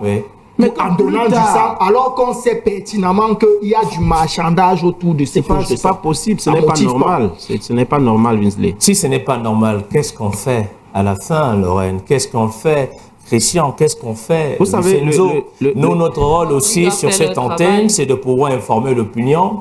Et d'ailleurs, la plupart des personnes interrogées par Fabiola sont un tout petit peu dans l'étonnement, en se disant, mais je n'avais pas cette information. Peut-être parce que ces personnes n'ont pas eu de cas depuis quelques temps. Voilà, parce que si vous avez un cas, forcément, vous serez au courant. Mais si vous n'avez pas de cas, bon, puisqu'il n'y a pas de communication sur la question, on n'a rien dit aux gens. Vous allez seulement découvrir ça quand vous serez en situation délicate, quand vous aurez quelqu'un qui est malade et qui a besoin du sang. Vous demandez qu'est-ce qu'on fait. Oui, qu'est-ce qu'on fait? Il faut dénoncer exactement comme nous sommes en train de faire. Il faut même dénoncer ça avec véhémence, quitte à fâcher même ce personnel de la santé. Il faut dénoncer. Le personnel n'est pas au premier rang. Les responsables ici, c'est d'abord le PCA du Centre national, mais également le patron de la santé du Cameroun, qui sont en réalité les patrons. Et le personnel ne fait qu'appliquer les directives données par les responsables. Je parle de qui? De tout ce monde. Non, parce qu'en réalité, Vincenzo ne nous amenait pas parfois dans cette logique où on dit il faudrait que le président puisse assumer certaines responsabilités, qu'on soit en train de dire que non, c'est son collaborateur qui n'a pas fait son travail. Mais parfois, c'est le chef qui dérange. Parfois, c'est le chef le problème, monsieur. Bisley, il faut mettre l'être humain au centre des politiques publiques qui sont définies dans ce pays. Mettez l'être humain au centre. Vous mettez l'être humain au centre, le président n'aura plus à faire des discours du genre qu'il a eu à faire le 31 où il fustigeait l'état des routes. Vous comprenez? Mettez l'être humain au centre des politiques publiques. On ne fait des politiques publiques que pour le bien-être de l'être humain et rien d'autre. C'est comme ça. Lorraine Mendo, quand on a une situation grave dans un hôpital aujourd'hui et qu'on a besoin d'une poche, parfois 2 poches de sang, on devrait débourser 18 000 francs en journée, 45 000 dans la nuit. Ramener également 2 donneurs. Et ces 2 donneurs doivent être dans un état normal. Parce qu'il faudrait savoir une chose, donner son sang, il ne suffit pas de se lever de sa maison et aller dans un hôpital. Hein. Quand vous arrivez à l'hôpital et qu'on est en train de récupérer votre sang, il y a une machine. Il y a des tests. En fait, les tests sont automatiques. C'est-à-dire qu'une fois qu'on vous a fait cette piqûre-là et qu'il y a un basculement qui est opéré, quelques secondes après, on dit non. Cet enfant a l'hépatite, cet enfant il y a trop d'alcool dans son sang, un peu trop de cigarettes. Donc en réalité, allez chercher un autre donneur. Ce monsieur ne peut pas donner son sang parce que son sang n'est pas très clair. Il y a beaucoup d'alcool, il y a beaucoup. Mais en réalité, on ne sait pas si on va jeter ce sang. Parce qu'en réalité, on ne vous remet pas votre sang. De ma petite expérience, souvent, quand je l'ai fait plusieurs fois à l'hôpital gynéco-obstétrique et pédiatrique de Yaoundé, vous arrivez, on vous pose une ou deux questions et on vous fait justement ce petit prélèvement-là qui donne quelques résultats à l'instant. Et c'est ces résultats à l'instant qui permettent qu'on prenne de votre sang. Mais il y a d'autres examens qui sont faits par après, des examens plus approfondis, des examens plus clairs et les résultats sont disponibles souvent après et on vous demande très souvent d'aller les chercher peut-être une semaine, voilà, 24 heures, 48 heures, une semaine après. Là, vous avez le test du sida, les hépatites et tout le reste. Mais il y a un minimum de garantie qu'on fait là avant de prendre. Moi, je parle là d'une expérience vécue du côté de l'hôpital militaire. Ici à Yaoundé, c'était automatique. On n'a pas attendu, automatique. On a donné les résultats du jeune frère en disant son état, etc. Et qu'en réalité, il devrait suivre lui un traitement. Qu'est-ce qu'on fait rapidement, Lorraine Mendo? On dénonce, c'est bien, Mais sauf que ceux qui nous regardent sont en train de boire du champagne.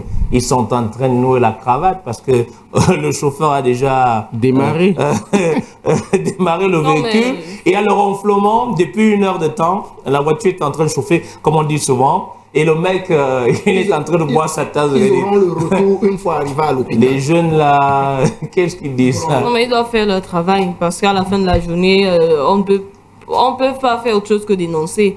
Parce que on va dénoncer, mais après, il faudrait qu'ils fassent le travail. On ne va pas demander, c'est pas tout le temps les populations qui devraient prendre sur elles, c'est pas tout le temps les autres qui devraient faire. Il y a quand même des personnes qui sont à des postes de responsabilité et qui ont des charges bien précises. Là, on parle quand même de la vie. On parle du sang. Imaginez-vous un accidenté arrive à l'hôpital, peut-être, je sais pas moi, à minuit, et puis on lui dit il faut 2 poches de sang, 90 000 francs CFA, et il doit venir avec 4 donneurs dans la Et parfois, c'est des moi, je connais des personnes qui sont décédées des accidentés qui n'ont personne. C'est-à-dire que vous avez été victime d'un accident, aucun membre de votre famille n'est au courant, donc on vous amène aux urgences, et pour qu'on vous prenne en soin rapidement, il faut du sang. Vous faites comment en ce moment-là? Si vous n'avez personne, vous allez mourir, oui. Et ils le disent. Non, mais il faudrait vous dire que si on vous a demandé 1 poche ou 2 poches de sang, s'il n'y a pas de donneur, on ne fera rien. Et vous mourrez. On fera rien. Merci à Christian et Luno d'être venus ce matin pour nous parler de cette situation. Les Camerounais sont tout petit peu asphyxiés. C'est difficile pour les Camerounais. Si aujourd'hui on doit serrer la ceinture, on serrera la ceinture. On a parlé de résilience. Bref, il y a des mots qui sont devenus très populaires, mais dans tous les cas, les Camerounais sont un tout petit peu dans une situation très difficile. Marie-Noël Onana nous a rejoint ce matin. Bonjour Marie-Noël et bonne arrivée. Bonjour Bismé, bonjour à Lorraine ce matin. Bonjour également à Vicenzo. Bonjour à tous nos fidèles téléspectateurs et à Lunou. Merci. Merci à Marie-Noël, Marie-Reine également qui est sur le plateau, qui nous retrouve aussi sur le plateau de Bignos ce matin pour notre production de ce matin. Avec Marie-Noël, on parlera du point net, c'est vrai. Et avec Marie-Reine, on évoque l'actualité qui tourne autour de l'actu culture. Bonjour et bonne arrivée. Bonjour Visley, bonjour Lorraine, bonjour Marie-Noël, bonjour Vicenzo et bonjour à tous nos nombreux téléspectateurs. Ce sont des lunettes médicales? Oui. Et à vous poser ça au bout du nez, c'est comme ça qu'on met ça maintenant. C'est toujours pour jouer la belle, pour être belle, ou bien ça va? Oui, ça va, sans les lunettes médicales. Ok, bonne arrivée. Merci. Merci d'être là. Marie-Noël, Patrice Yonga. C'est qui Patrice Yonga? Notre Lorraine, notre influenceur, notre créateur de contenu qui a trouvé dans l'amour du côté de l'Est Cameroun. Nous constatons que les choses avancent de ce côté parce qu'ils ont annoncé leur mariage le 25 janvier. Et dans cette vidéo, on peut voir... C'est le point net maintenant. Oui, là. On peut voir comment notre belle Ina, notre belle sœur de l'Est, qui essaye sa robe de mariage. Donc, on peut dire que le mariage sera vraiment imminent. Ce n'est plus un fake. C'est réel, hein, parce que beaucoup de gens doutaient que le mariage n'aura pas lieu le 25 janvier. Voilà donc Ina qui a essayé sa robe de mariage. Mais n'hésitons pas, lorsque le marié voit la robe, ça porte malheur. On a souvent entendu ça, qu'en réalité, le marié ne devrait pas voir la robe pendant des essayages. Ça ne veut pas dire qu'on ne va pas commencer à aller découvrir la robe de son épouse le jour... En principe, on devrait découvrir, oui. Donc, si elle choisit une robe qui ne me plaît pas... Non, la robe, c'est pour elle. Mais attends, la robe, c'est pour plaire à son mari aussi. Non, la robe, c'est pour elle. Non, mais soyez quand même... Non. La robe... Attendez un peu. Donc, je découvre ma femme en robe. Quand ça vous arrange. Oui, ce sont des superstitions surannées. Ce ne sont pas des superstitions. Surannées.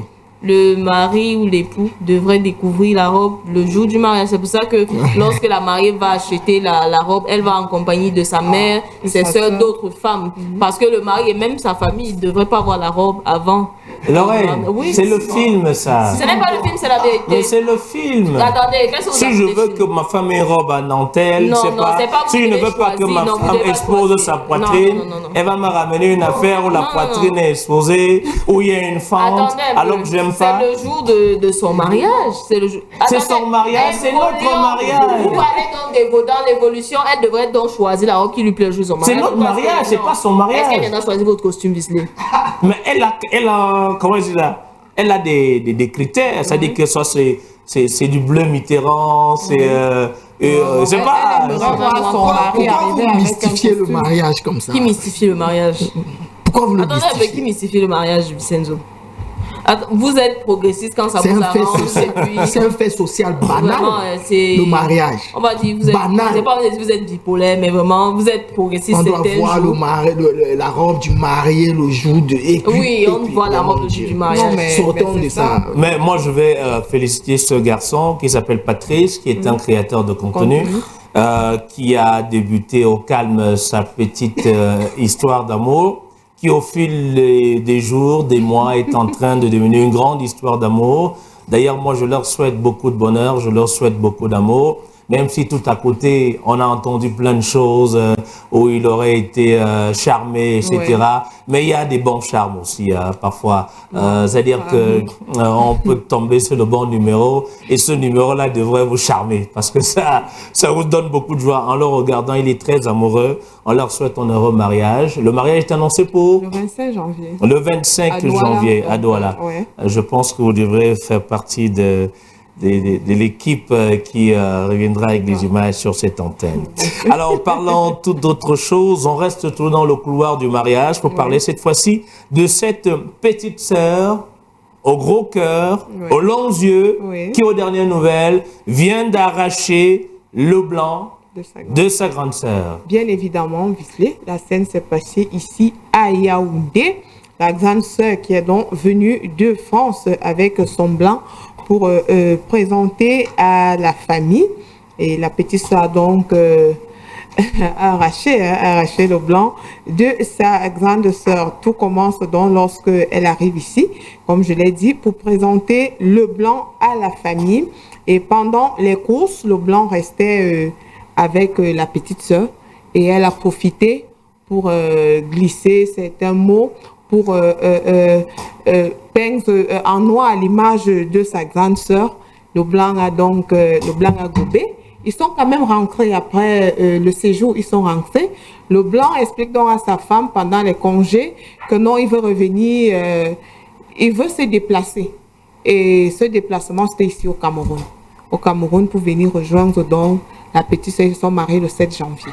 Ils sont mariés depuis le 7 janvier, donc il est... En venant au Cameroun, il n'était pas encore marié à la grande sœur. Elle est venue faire les présentations. Que j'ai trouvé mon fiancé. Voilà. Et la petite sœur en disant que le mal ne vient jamais de loin, Vicenzo Guidol. Le malheur ne vient jamais de loin. La petite sœur a un gros cœur et les longs yeux. Non. La petite sœur a dit au blanc ce que le blanc n'a jamais entendu. Non, c'est le blanc qui est immature. Immature comment? Le blanc est immature. Immature. Où est l'immaturité? Regardez la volte-face. Il a changé de camp subitement. Il a été séduit. Désormais, ah bon? C'est ça l'immaturité. Mais oui, Visley, il n'a pas compris pourquoi est-ce qu'il était avec la grande sœur. Il n'a jamais compris. Peut-être qu'il se disait que la grande c'était la femme de sa vie. Une fois qu'il a rencontré la petite, il a dit, mais je me suis trompé. Non, émotionnellement, il est instable. Ah bon? Oui, dans la photo blanc. Oui, tout à fait. C'est lui qui décide. Hein, mais très souvent également, Lorraine, dans cette affaire, on a souvent vu des futurs mariés dire que mes copines, comme d'ailleurs la vidéo que Marine nous a proposée hier, où la grande sœur estime que je fais plus confiance à ma petite sœur parce que mes copines d'enfance, mes amis tous les jours peuvent avoir un regard à l'endroit de mon chéri. Alors, ma petite sœur peut rester avec mon chéri. Sauf que de plus en plus, même dans des maisons à Yaoundé, à Douala, à Bafoussam, à Boya, les petites sœurs deviennent les petites des maris de leurs grandes sœurs.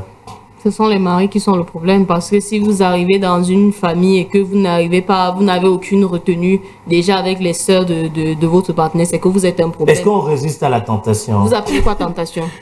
Si vous avez votre belle petite sœur qui a des formes généreuses. S'il est donc incapable d'avoir de la retenue face à sa belle-sœur, qu'est-ce que je vais dire de ses collègues, de ses amis? Parce qu'on n'est pas appelé à vivre dans la forêt, on va vivre en société avec des humains. S'il ne se retient pas face à sa belle-sœur, il aura quelle limite face à la voisine? Quelle limite face à ses collègues? Quelle limite face aux épouses de ses amis? Quelle limite? C'est un papillon.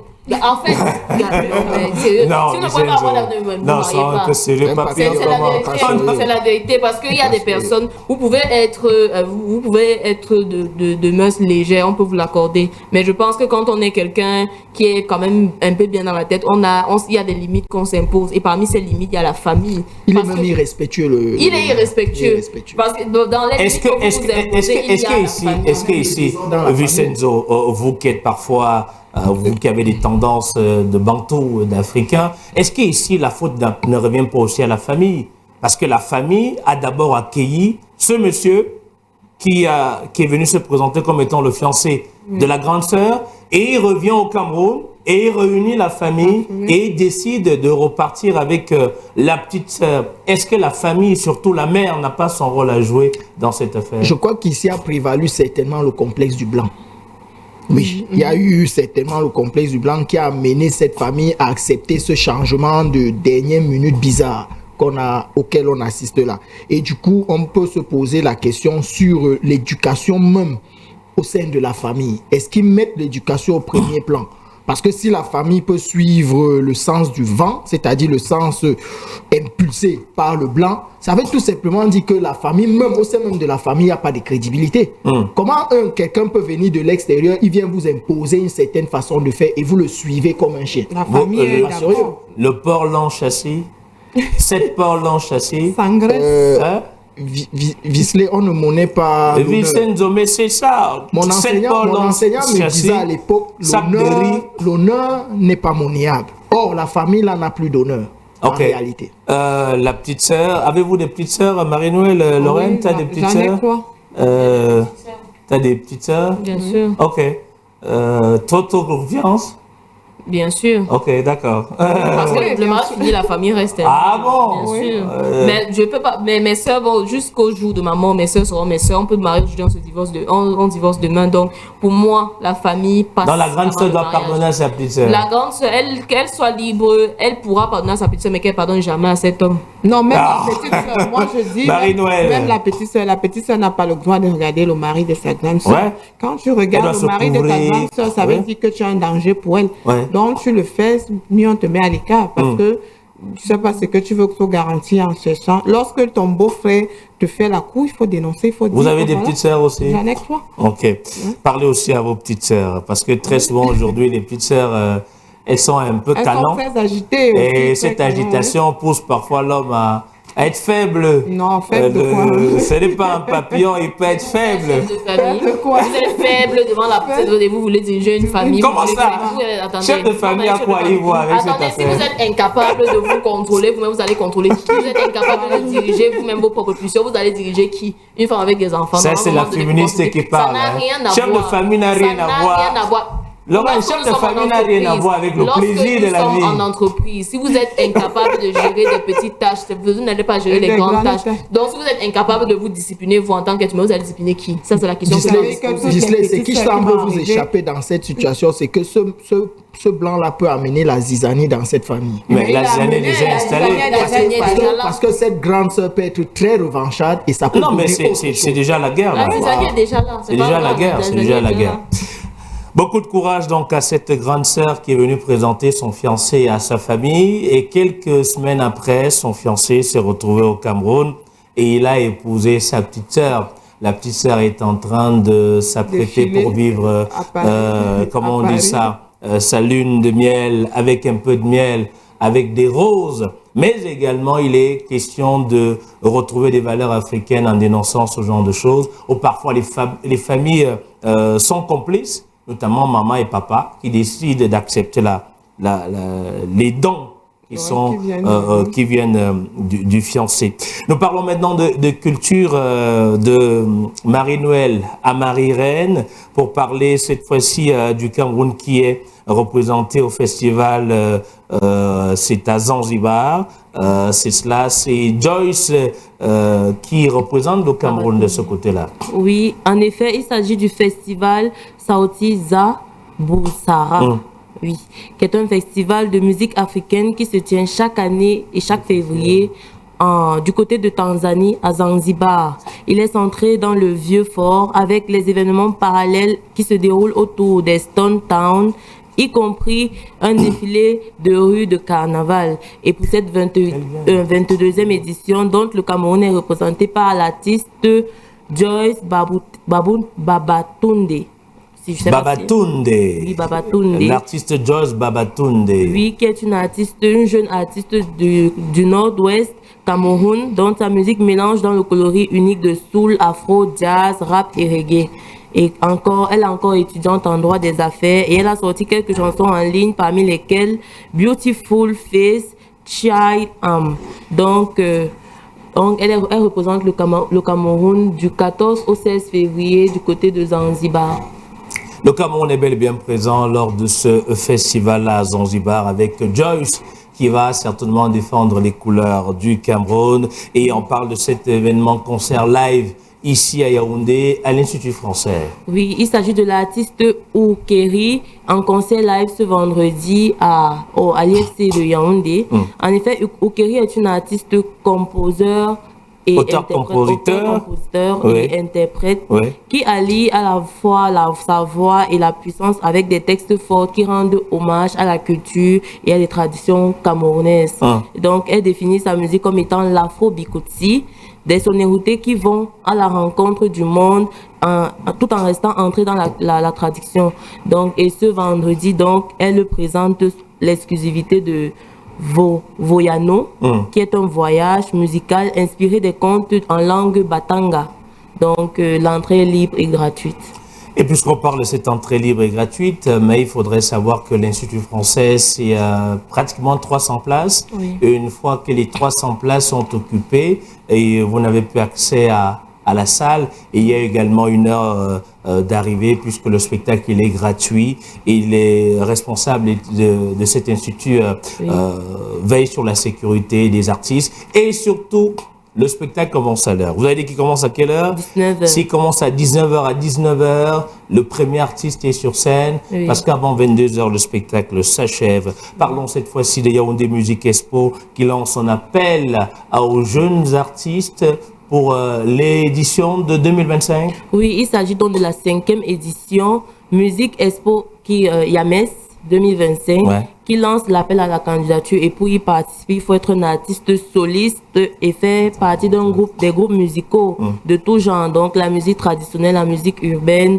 le jazz et autres. Et il faut être performeur interdisciplinaire en intégrant la musique, la technologie ou les arts visuels, créateurs proposant des performances musicales innovantes, mettant en avant l'usage de la technologie et en explorant l'usage de la technologie. Et le thème cette année est l'intelligence artificielle face au défi du développement des industries électroniques, culturelles, créatives et en Afrique. Vous allez tout doucement pour qu'on comprenne mieux. Bon, le thème de cette 5e édition est l'intelligence artificielle face au défi du développement des industries culturelles, créatives en Afrique. Il faudrait dire que c'est Tafis qui est derrière cet événement qui s'appelle Yaoundé Music Expo, qui est également un projet qu'on peut retrouver dans plusieurs pays comme au Sénégal. Yaoundé Music Expo tiendra notamment cette année une rencontre importante, donc appel à candidature. Vous avez ces différents talents postulés. C'est un carrefour parce que ce type de projet, l'objectif est de créer un véritable échange entre les tourneurs et les tourneurs. Ce sont ces autres organisateurs des événements qui sont conviés et qui viennent, qui dénichent des talents. Parce qu'il faudrait aussi savoir une chose en ce qui concerne les artistes au Cameroun. Très souvent, on parle des artistes, mais il y a une artiste qui s'appelle Caresse Focho. C'est la seule chanteuse qui vit au Cameroun et qui chante aux 4 coins du monde, qui va chanter jusqu'en Israël, qui est présente sur tous les grands podiums à travers des festivals, parce qu'en réalité, elle tourne, les festivals, c'est réservé pour un type de musique, c'est de l'intelligence, c'est de la transmission, bref, c'est quelque chose d'important. On va terminer cette actu culture avec Marie-Reine en parlant notamment des catégories des FMNP Award 2025. Oui, c'est une cérémonie de récompense de l'excellence globale camerounaise en Afrique. Donc aujourd'hui, je vais vous présenter juste 2 affiches et au cours de mes passages ici, je vais présenter les autres affiches. Allez-y. Nous avons déjà la catégorie meilleur humoriste avec Ulrich Takam, Black Oyati, Tik Dengue, Diane Nama, Musique le charismatique, Défaut Premier, Frida Choco, Senghor. Et donc, on va faire un exercice. Vous voyez ces fiches et chacun donne son point de vue de qui peut gagner cette catégorie. Alors, Lorraine, d'abord Lorraine ou Vincenzo? Bon, je sais pas, je vais avouer, je ne suis pas particulièrement... Mais fais ton choix. Non, si je devais faire un choix... Comme étant le meilleur humoriste, c'est cela? Meilleur, quand on dit meilleur, bon, je sais pas. Moi, je pense que... Sur la base de la popularité, je vais aller vers... Je vais penser... peut-être vers Ulrich Takam parce que voilà. Vous ne parlez pas, vous avez un chat dans la gorge? Pas que j'ai un chat dans la gorge, c'est que bon, je ne suis pas véritablement les humoristes camerounais, je vais l'avouer. Donc je ne peux pas avoir, on va dire, une opinion objective. Ok. Vincenzo? Bon, déjà, c'est vrai que je ne suis pas particulièrement l'activité culturelle, hein, mais mon choix plancherait pour le jeune Dengue. Tik Dengue. Voilà. Zénab nous a rejoint. Bonjour Zénab, vous choisissez... C'est vrai que j'ai un peu un penchant pour, on l'appelle comment, Fingon Tralala, voilà. J'ai un penchant pour Fingon Tralala et Diane Nama. Diane Nama. Oui. Moi, je pense qu'on peut revenir sur l'affiche, s'il vous plaît, cette affiche. C'est vrai que je peux parler de chacun, parce qu'ils ont beaucoup de talent, mais Fingon, c'est un boss déjà. Moustique, c'est un autre boss. Ulrich Takam, c'est des patrons. Bref, ce sont des humoristes camerounais. Je crois qu'un défaut premier, c'est un mec qui aime beaucoup la bouffe. Bref, voilà, la cérémonie est prévue cette année. Oui, c'est prévu le 25 février 2025. Ok, merci d'être venu ce matin pour nous donner quelques informations en ce qui concerne l'actu culture sur le plateau de BNews Matin ce matin. Zénab, on vous a dit bonjour déjà et bonne arrivée. Merci Visley, bonjour. Ok, avec vous on parlera de santé dans un court instant, mais je voudrais qu'on puisse rendre public ce communiqué qui nous vient d'une association qui aujourd'hui défend les droits des consommateurs. On parle ici des NEO. Vincenzo Nginjol sur cette question. Eneo, Enéant, donnez tous les noms que vous voulez, mais on vit dans un pays avec un système d'énergie, jeu de lumière, va et vient.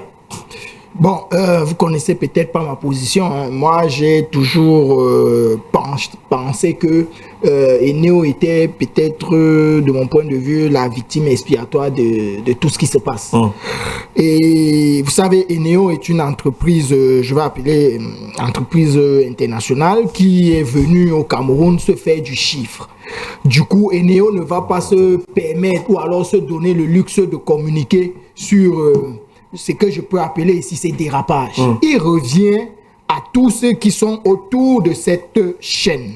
Et cette chaîne est constituée de EDC, Électricité du Cameroun, qui en réalité est l'État du Cameroun. Vous avez la Sonatrel, la Société nationale des transports d'électricité du Cameroun, qui appartient également à l'État du Cameroun. Et puis à la fin de la chaîne, vous avez Eneo. Moi, je pense qu'il faudrait que on communique au sein même de toutes ces entités. Il faudrait que l'État du Cameroun communique exactement sur ce qui se passe. Moi, je ne pense pas que Eneo se fera harakiri ici, en sachant que entreprise internationale qu'elle est, elle est venue se faire du chiffre et communiquer. Ce sont des responsabilités partagées.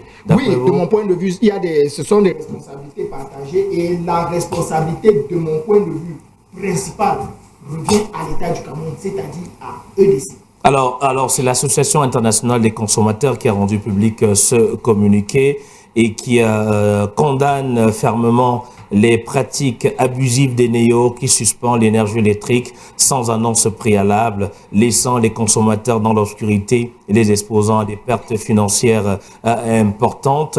Lorraine Mendo, on est parfois habitué par cette dénonciation, mais sauf qu'on a l'impression aussi que Eneo et Néant continue à son bon nombre de chemin sans être inquiété. Bon, Eneo, je pense qu'il est temps quand même. C'est vrai qu'on va tirer sur Eneo parce que bon, c'est Eneo qui prend notre argent. On a des contrats. C'est avec Eneo qu'on a des contrats. Mais on devrait peut-être situer les Camerounais sur la véritable offre en termes d'énergie en ce moment et où se situe le besoin. Quand je ne parle pas des 2-3 mots qu'on va balancer comme ça dans des discours lorsqu'on va poser les premiers pieds des barrages, mais je veux dire une véritable communication en termes d'énergie, où est-ce qu'on en est, qu'est-ce qu'il reste à faire pour qu'on sache exactement, parce que l'offre énergétique, ce n'est pas seulement de nous dire tel barrage produit tel nombre de mégawatts. On va dire quoi, les transformateurs, les centres de production, ils sont en quel état? Parce que chaque jour, on a les travaux de réfection, réaménagement du réseau, les travaux de maintien qui justifient les coupures. Mais la situation ne s'améliore pas bizarrement parce qu'on nous avait habitués à une époque, chaque dimanche de 6h à 23h. Il y avait une communication. Il y avait une communication. On s'habituait parce qu'on s'était... Mais c'est une mauvaise habitude. Et chaque jour, on vous disait travaux de maintien de réseau. On est quand même plusieurs années plus tard. Le réseau... Un réseau qu'on maintient toujours, il est dans quel état? Il faudrait qu'on nous dise. Les travaux en question, les travaux consistent en quoi? Pourquoi est-ce qu'au terme de ces travaux, on n'a pas une amélioration de l'offre en énergie? Il faudrait aussi qu'on nous dise. Tout à l'heure, Vicenzo parlait de... Oui, on a plusieurs acteurs, on a la Sonatrel, on a bon, beaucoup de Camerounais ne savent pas déjà c'est quoi le rôle de la Sonatrel. Beaucoup ne savent pas c'est même quoi le rôle de EDC. Beaucoup ne connaissent pas la fonction de Arcel. Il faudrait... je pense que le climat actuel nous impose quand même de communiquer sur ces choses-là et qu'on nous dise aussi, parce qu'il ne suffira pas de communiquer, il faudrait bien qu'on nous dise à quel moment est-ce qu'on aura une énergie relativement stable. On voit notamment le ministre en charge de l'énergie et de l'eau qui est très souvent sur le terrain, en tenue de soldat, il met la casquette, il parle du générateur qui est fonctionnel. Et par la suite, pour mettre un point final sur cette actualité, Vicenzo Guidjol, l'Association internationale des consommateurs demande la démission immédiate de l'équipe dirigeante des Néos. C'est possible ça? C'est le moindre mal. C'est le moindre mal. Pourquoi? Parce Est-ce qu'il suffit de changer les gens? C'est pour ça que j'ai dit c'est le moindre mal. Eneo n'est pas le seul problème de cette histoire. En plus, Eneo, c'est, moi je le dis, je le soutiens, Eneo, c'est la victime expiatoire de cette affaire. Et le simple fait qu'on indexe Eneo ici, ça fait les affaires des deux autres qui se sentent, je vais dire non coupables, entre guillemets, de tout ce qui se passe. Alors que j'ai dit, la chaîne est constituée de 4 entités. Il faudrait que chacune des entités essaye de monter patte blanche. Voilà. Merci beaucoup. Donc, c'était là le communiqué de l'Association internationale des consommateurs qui dénonce Eneo, mais qui exige le départ immédiat de l'équipe dirigeante d'Eneo. Et au départ immédiat, c'est bon de l'entendre. Hein. Zena, bonjour. Bonjour, Huissier. Alors, avec vous, on va parler tout à l'heure de l'hypersensibilité. L'hypersensibilité. Oui. L'hypersensibilité. Exactement. L'hypersensibilité. Qu'est-ce que c'est? Allez-y. L'hypersensibilité est simplement un trouble du comportement. Voilà, c'est un trouble dont souffre environ 30% de la population mondiale. Et hier, le 13 janvier, c'était la journée internationale de l'hypersensibilité. Alors, comme je le disais, ce trouble s'est défini comme une sensibilité plus haute que la moyenne, pouvant être vécue avec difficulté par la personne elle-même concernée ou perçue comme exagère. Ça veut dire quoi? Si vous avez autour de vous une personne hypersensible qui peut-être est colérique, vous vous rendez compte que sa colère est exagérée. Si elle est une personne peut-être timide, sa timidité sera exagérée. Et si peut-être elle est une personne toujours stressée, son stress sera donc exagéré. Donc, de manière claire et simple, Visley, l'hypersensibilité est l'exagération du ressenti d'un être humain, de son comportement. Est-ce que ce trouble émotionnel, parce qu'on peut le dire ainsi, c'est un trouble émotionnel également, est réservé pour une catégorie de personnes, pour un certain âge? Oui, très belle question, Visley. Alors, il est important de savoir que l'hypersensibilité dépend du vécu d'une personne. Les enfants peuvent être hypersensibles, les adultes eux-mêmes peuvent être hypersensibles. Ça dépend de la période à laquelle vous avez vécu un certain nombre d'événements et de traumatismes. Donc, c'est en fonction de cette période-là qu'on pourra dire que quelqu'un est hypersensible ou alors il ne l'est pas. Hypersensibilité, c'est important. En s'interrogeant également sur les facteurs qui peuvent être source de cette hypersensibilité. Justement, il y a des facteurs, il y a les manifestations et il y a également le traitement de l'hypersensibilité. C'est la raison pour laquelle nous avons eu recours à un médecin psychologue. Alors, si vous permettez, Visley, on pourra prendre son intervention pour avoir plus de détails au sujet de l'hypersensibilité. Les causes de l'hypersensibilité peut résulter de plusieurs facteurs. Comme nous l'avons mentionné, les facteurs génétiques, une prédisposition héréditaire liée à la sensibilité émotionnelle et aux traits de personnalité. Nous avons aussi des facteurs environnementaux, des expériences de vie, notamment des situations de stress, de trauma, de maltraitance peuvent contribuer à l'apparition ou à l'accentuation de l'hypersexualité. Nous avons des facteurs psychologiques comme une forte réactivité émotionnelle ou des traits de personnalité comme la nervosité, l'anxiété ou l'empathie profonde. Dans les manifestations de l'hypersensibilité, les personnes hypersensibles peuvent manifester plusieurs comportements ou sensations. Elles peuvent avoir des réponses émotionnelles exacerbées, comme de la tristesse, l'angoisse, la colère ou de la joie de manière intense à long cours. Elles peuvent avoir une perception accrue des stimuli, comme les bruits, les odeurs, les touchés, qui sont ressentis plus vivement. Il y a une augmentation des émotions, une sensibilité émotionnelle qui va s'amplifier et en amplifiant les expériences internes comme la joie, la tristesse et le stress. Et elles peuvent aussi être très irritables avec des changements d'humeur fréquents, souvent liés à une surcharge émotionnelle. Et elles peuvent aussi avoir parfois des difficultés de concentration dans l'analyse, une difficulté à filtrer les informations externes ou externes, ce qui peut engendrer de la fatigue et de l'épuisement. Dans les symptômes de l'hypersensibilité, les principaux symptômes incluent des réactions émotionnelles exacerbées face à des situations ou à des stimulations, une fatigue émotionnelle due à la surcharge sensorielle, des perceptions de détails accrus, ce qui peut rendre difficile le passage à l'essentiel. Des problèmes de sommeil liés à la surstimulation sensorielle, irritabilité et la tendance à l'anxiété ou à la... Docteur Gebel Majateles. Gebel, il est dans un avion là.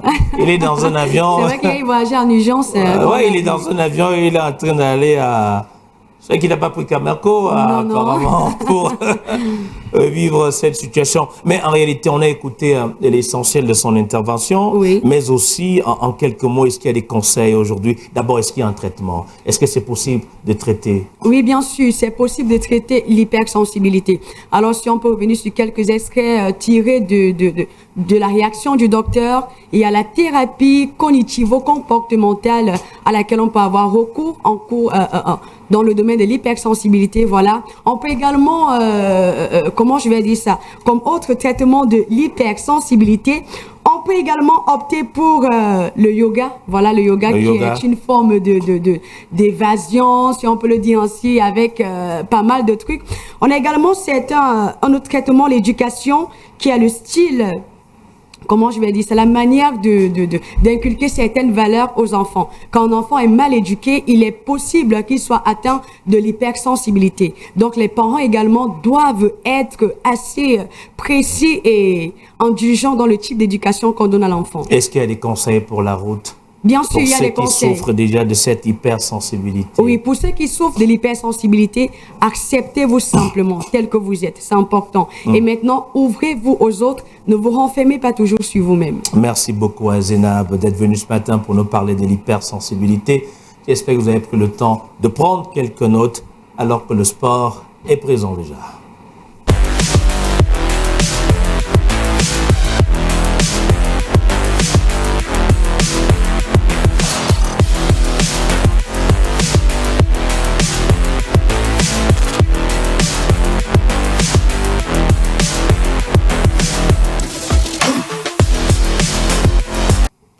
Enekefa, bonjour.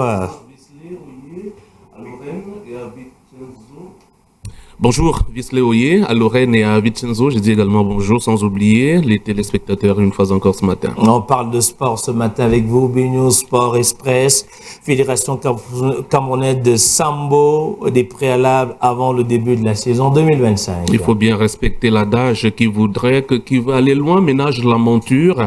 Et c'est ce qu'a fait donc la Fédération camerounaise de Sambo qui annonce le début de sa saison au mois de mars prochain, mais avant effectivement ces préalables à travers l'organisation d'un stage national des encadreurs et de secourisme à travers le thème pédagogie adaptée au Sambo et premier geste de secours. C'était pendant 3 jours ici à Yaoundé au quartier Bastos au club Panthers. 30 sambistes sont venus des régions de l'extrême nord de l'ouest, du littoral et du centre. Ils ont d'ailleurs reçu leur parchemin. C'était dimanche dernier en clôture, donc n'est-ce pas, de ces 3 jours d'ateliers qui se sont déroulés ici à Yaoundé. On va prendre une attitude du président de la Fédération camerounaise de Sambo, Maître François Mbassi, qui nous précise l'objectif de ce stage national.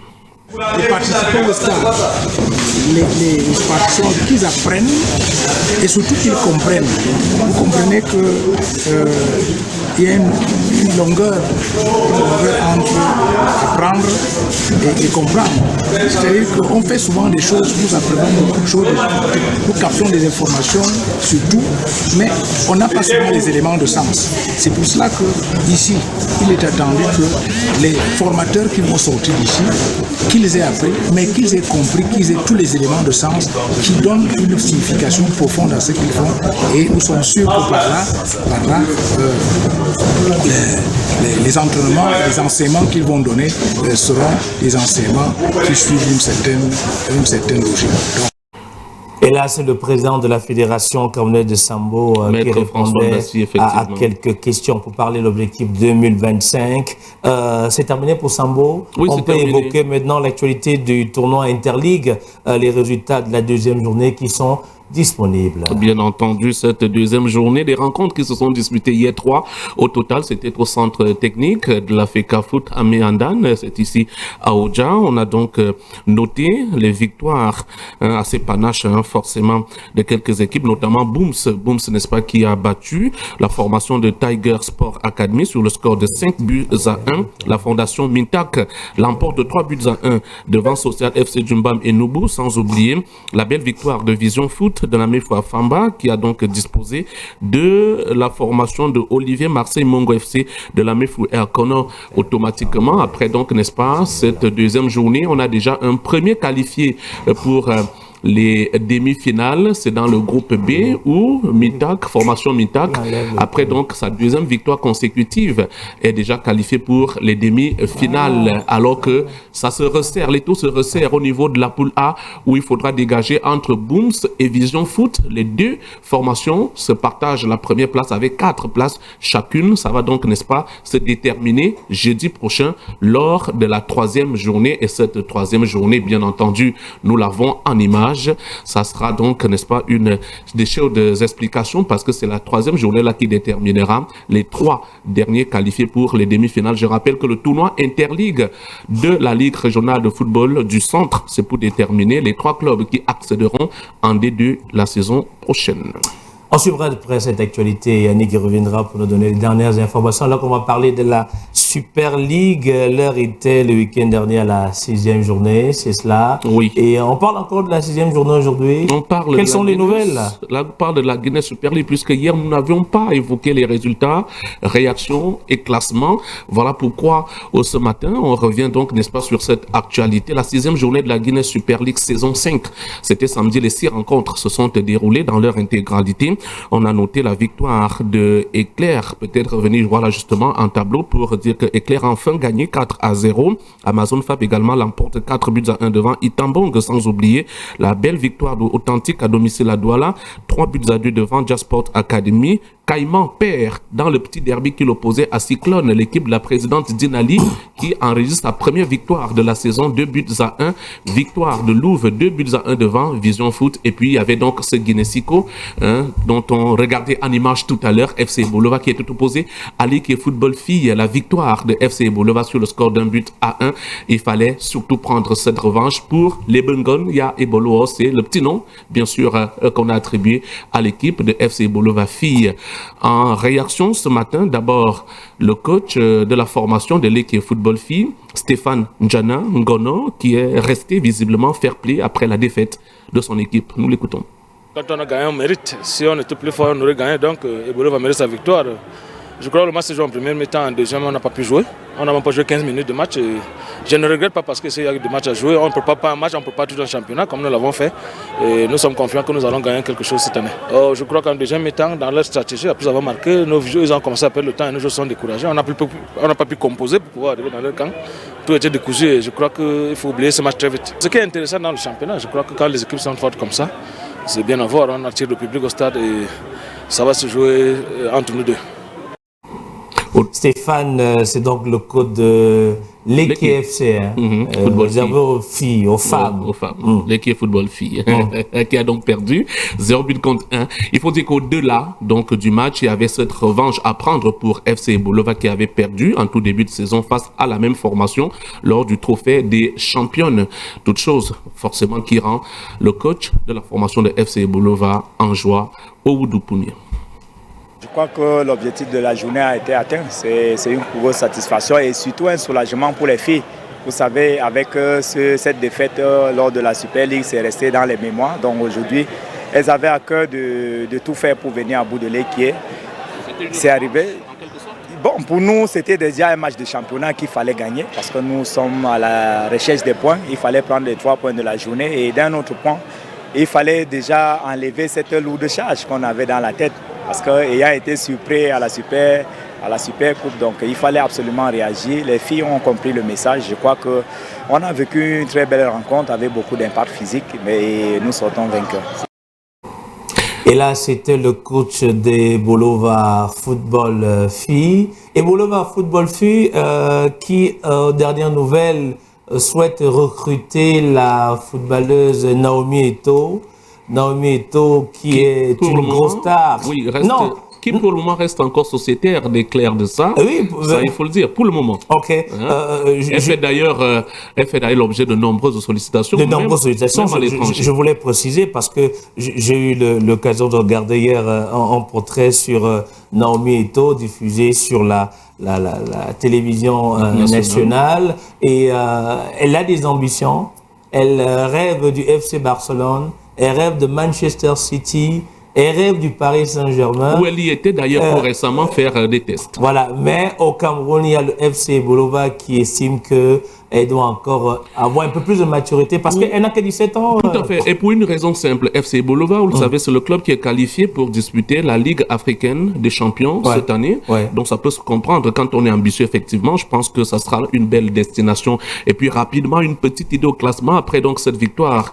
Une victoire qui a permis à FC Bolova de chipper la première place à l'Équié avec désormais 16 points. L'Équié est deuxième et en troisième position.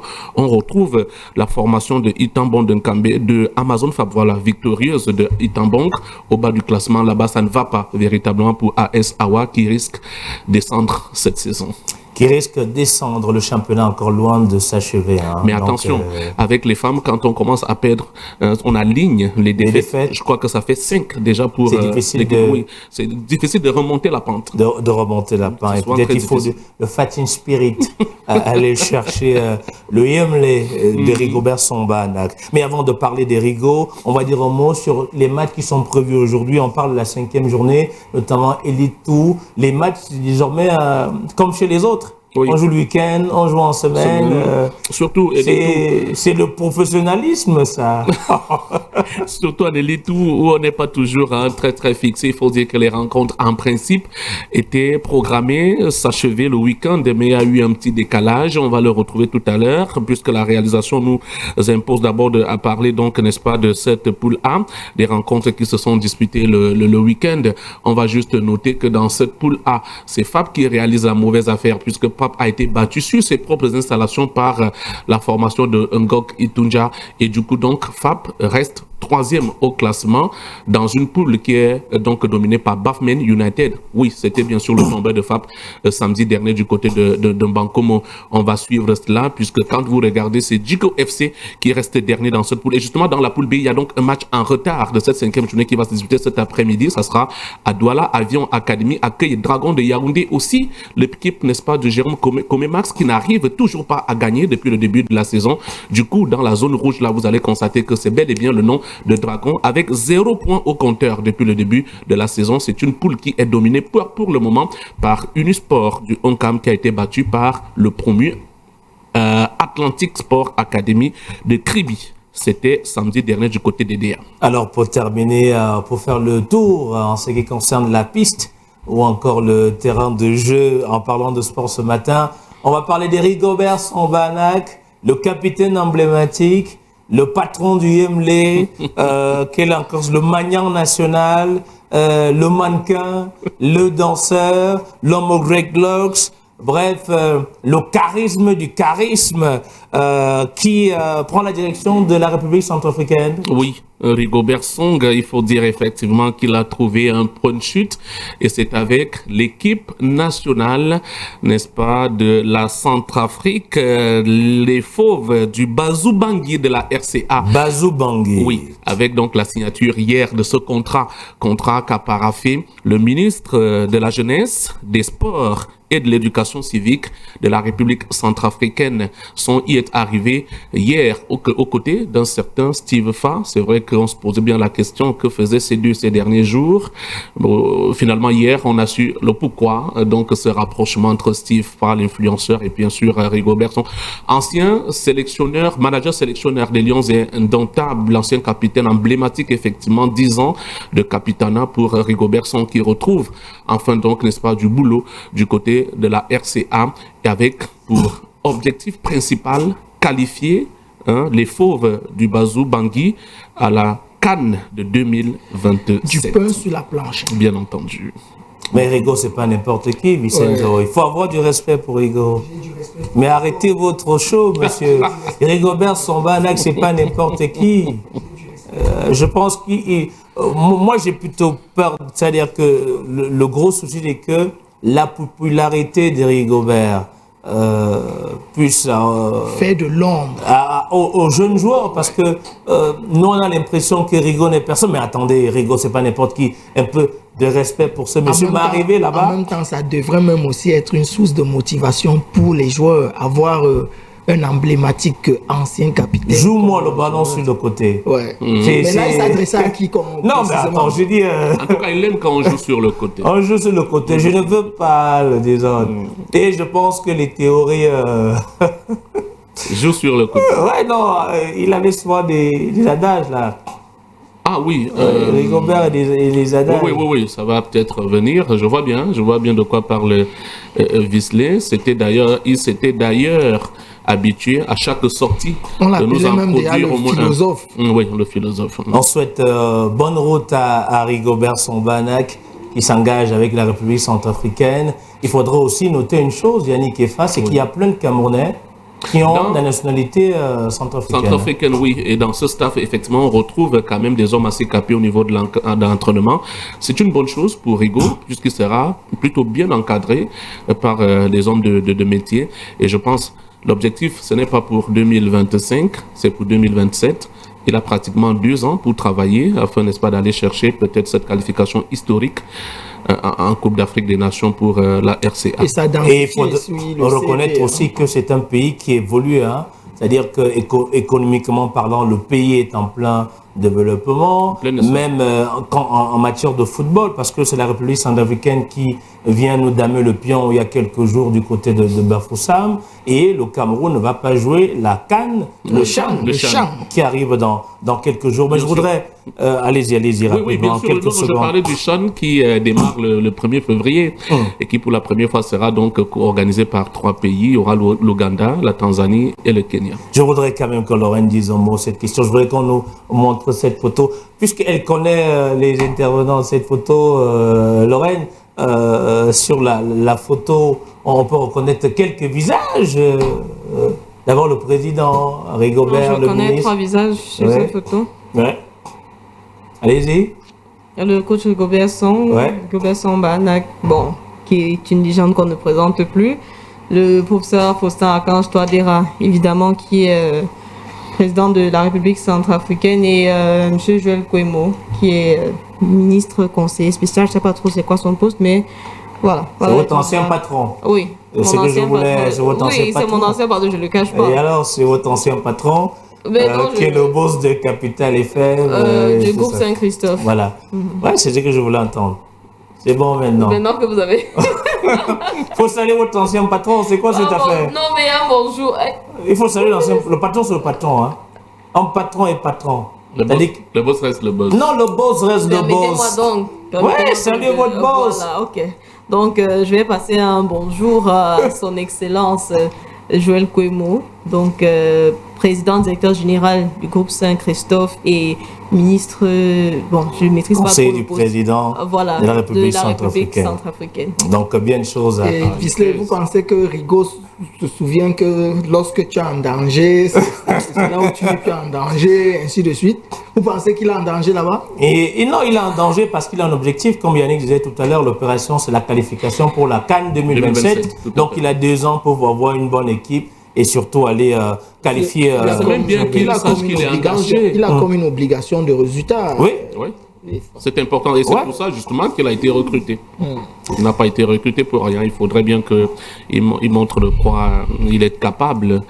Si Rigaud a réussi à battre le Brésil au mondial 2022. Quelle belle victoire! Écoutez, on va pas oublier non, mais attendez, est-ce que belle victoire? Et pour la première fois à l'histoire, depuis plusieurs années, le Cameroun rentre avec 4 points.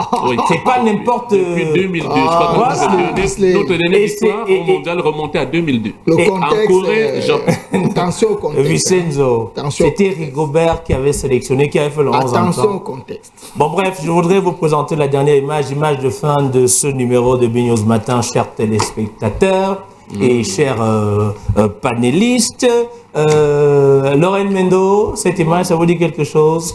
Ben, je vois la première dame, mais je vois pas... La députée .20. PCRN. Non, moi j'ai vu. C'est vrai qu'elle approche un peu du volume, la députée. C'est comme si elle est enceinte. Oui, elle a pris un peu du volume. On ne peut qu'avoir du volume. Vous avez quand même des jours qui sont ressortis, donc voilà, c'est Nourane, je crois bien. Mais cette photo crée beaucoup de polémiques. Bien entendu, même au sein du parti PCRN, au sein du parti, c'est une photo effectivement qui crée polémique. Oui, parce qu'on politise tout dans ce pays. Tout à fait. On ne peut pas tout politiser. On ne peut pas tout politiser. 2 femmes qui se passent des vœux de nouvel an, où est le problème? Moi, je comprends pas. Moi, je pense davantage que Madame Chantal Biya, aujourd'hui, c'est la mère de l'humanité.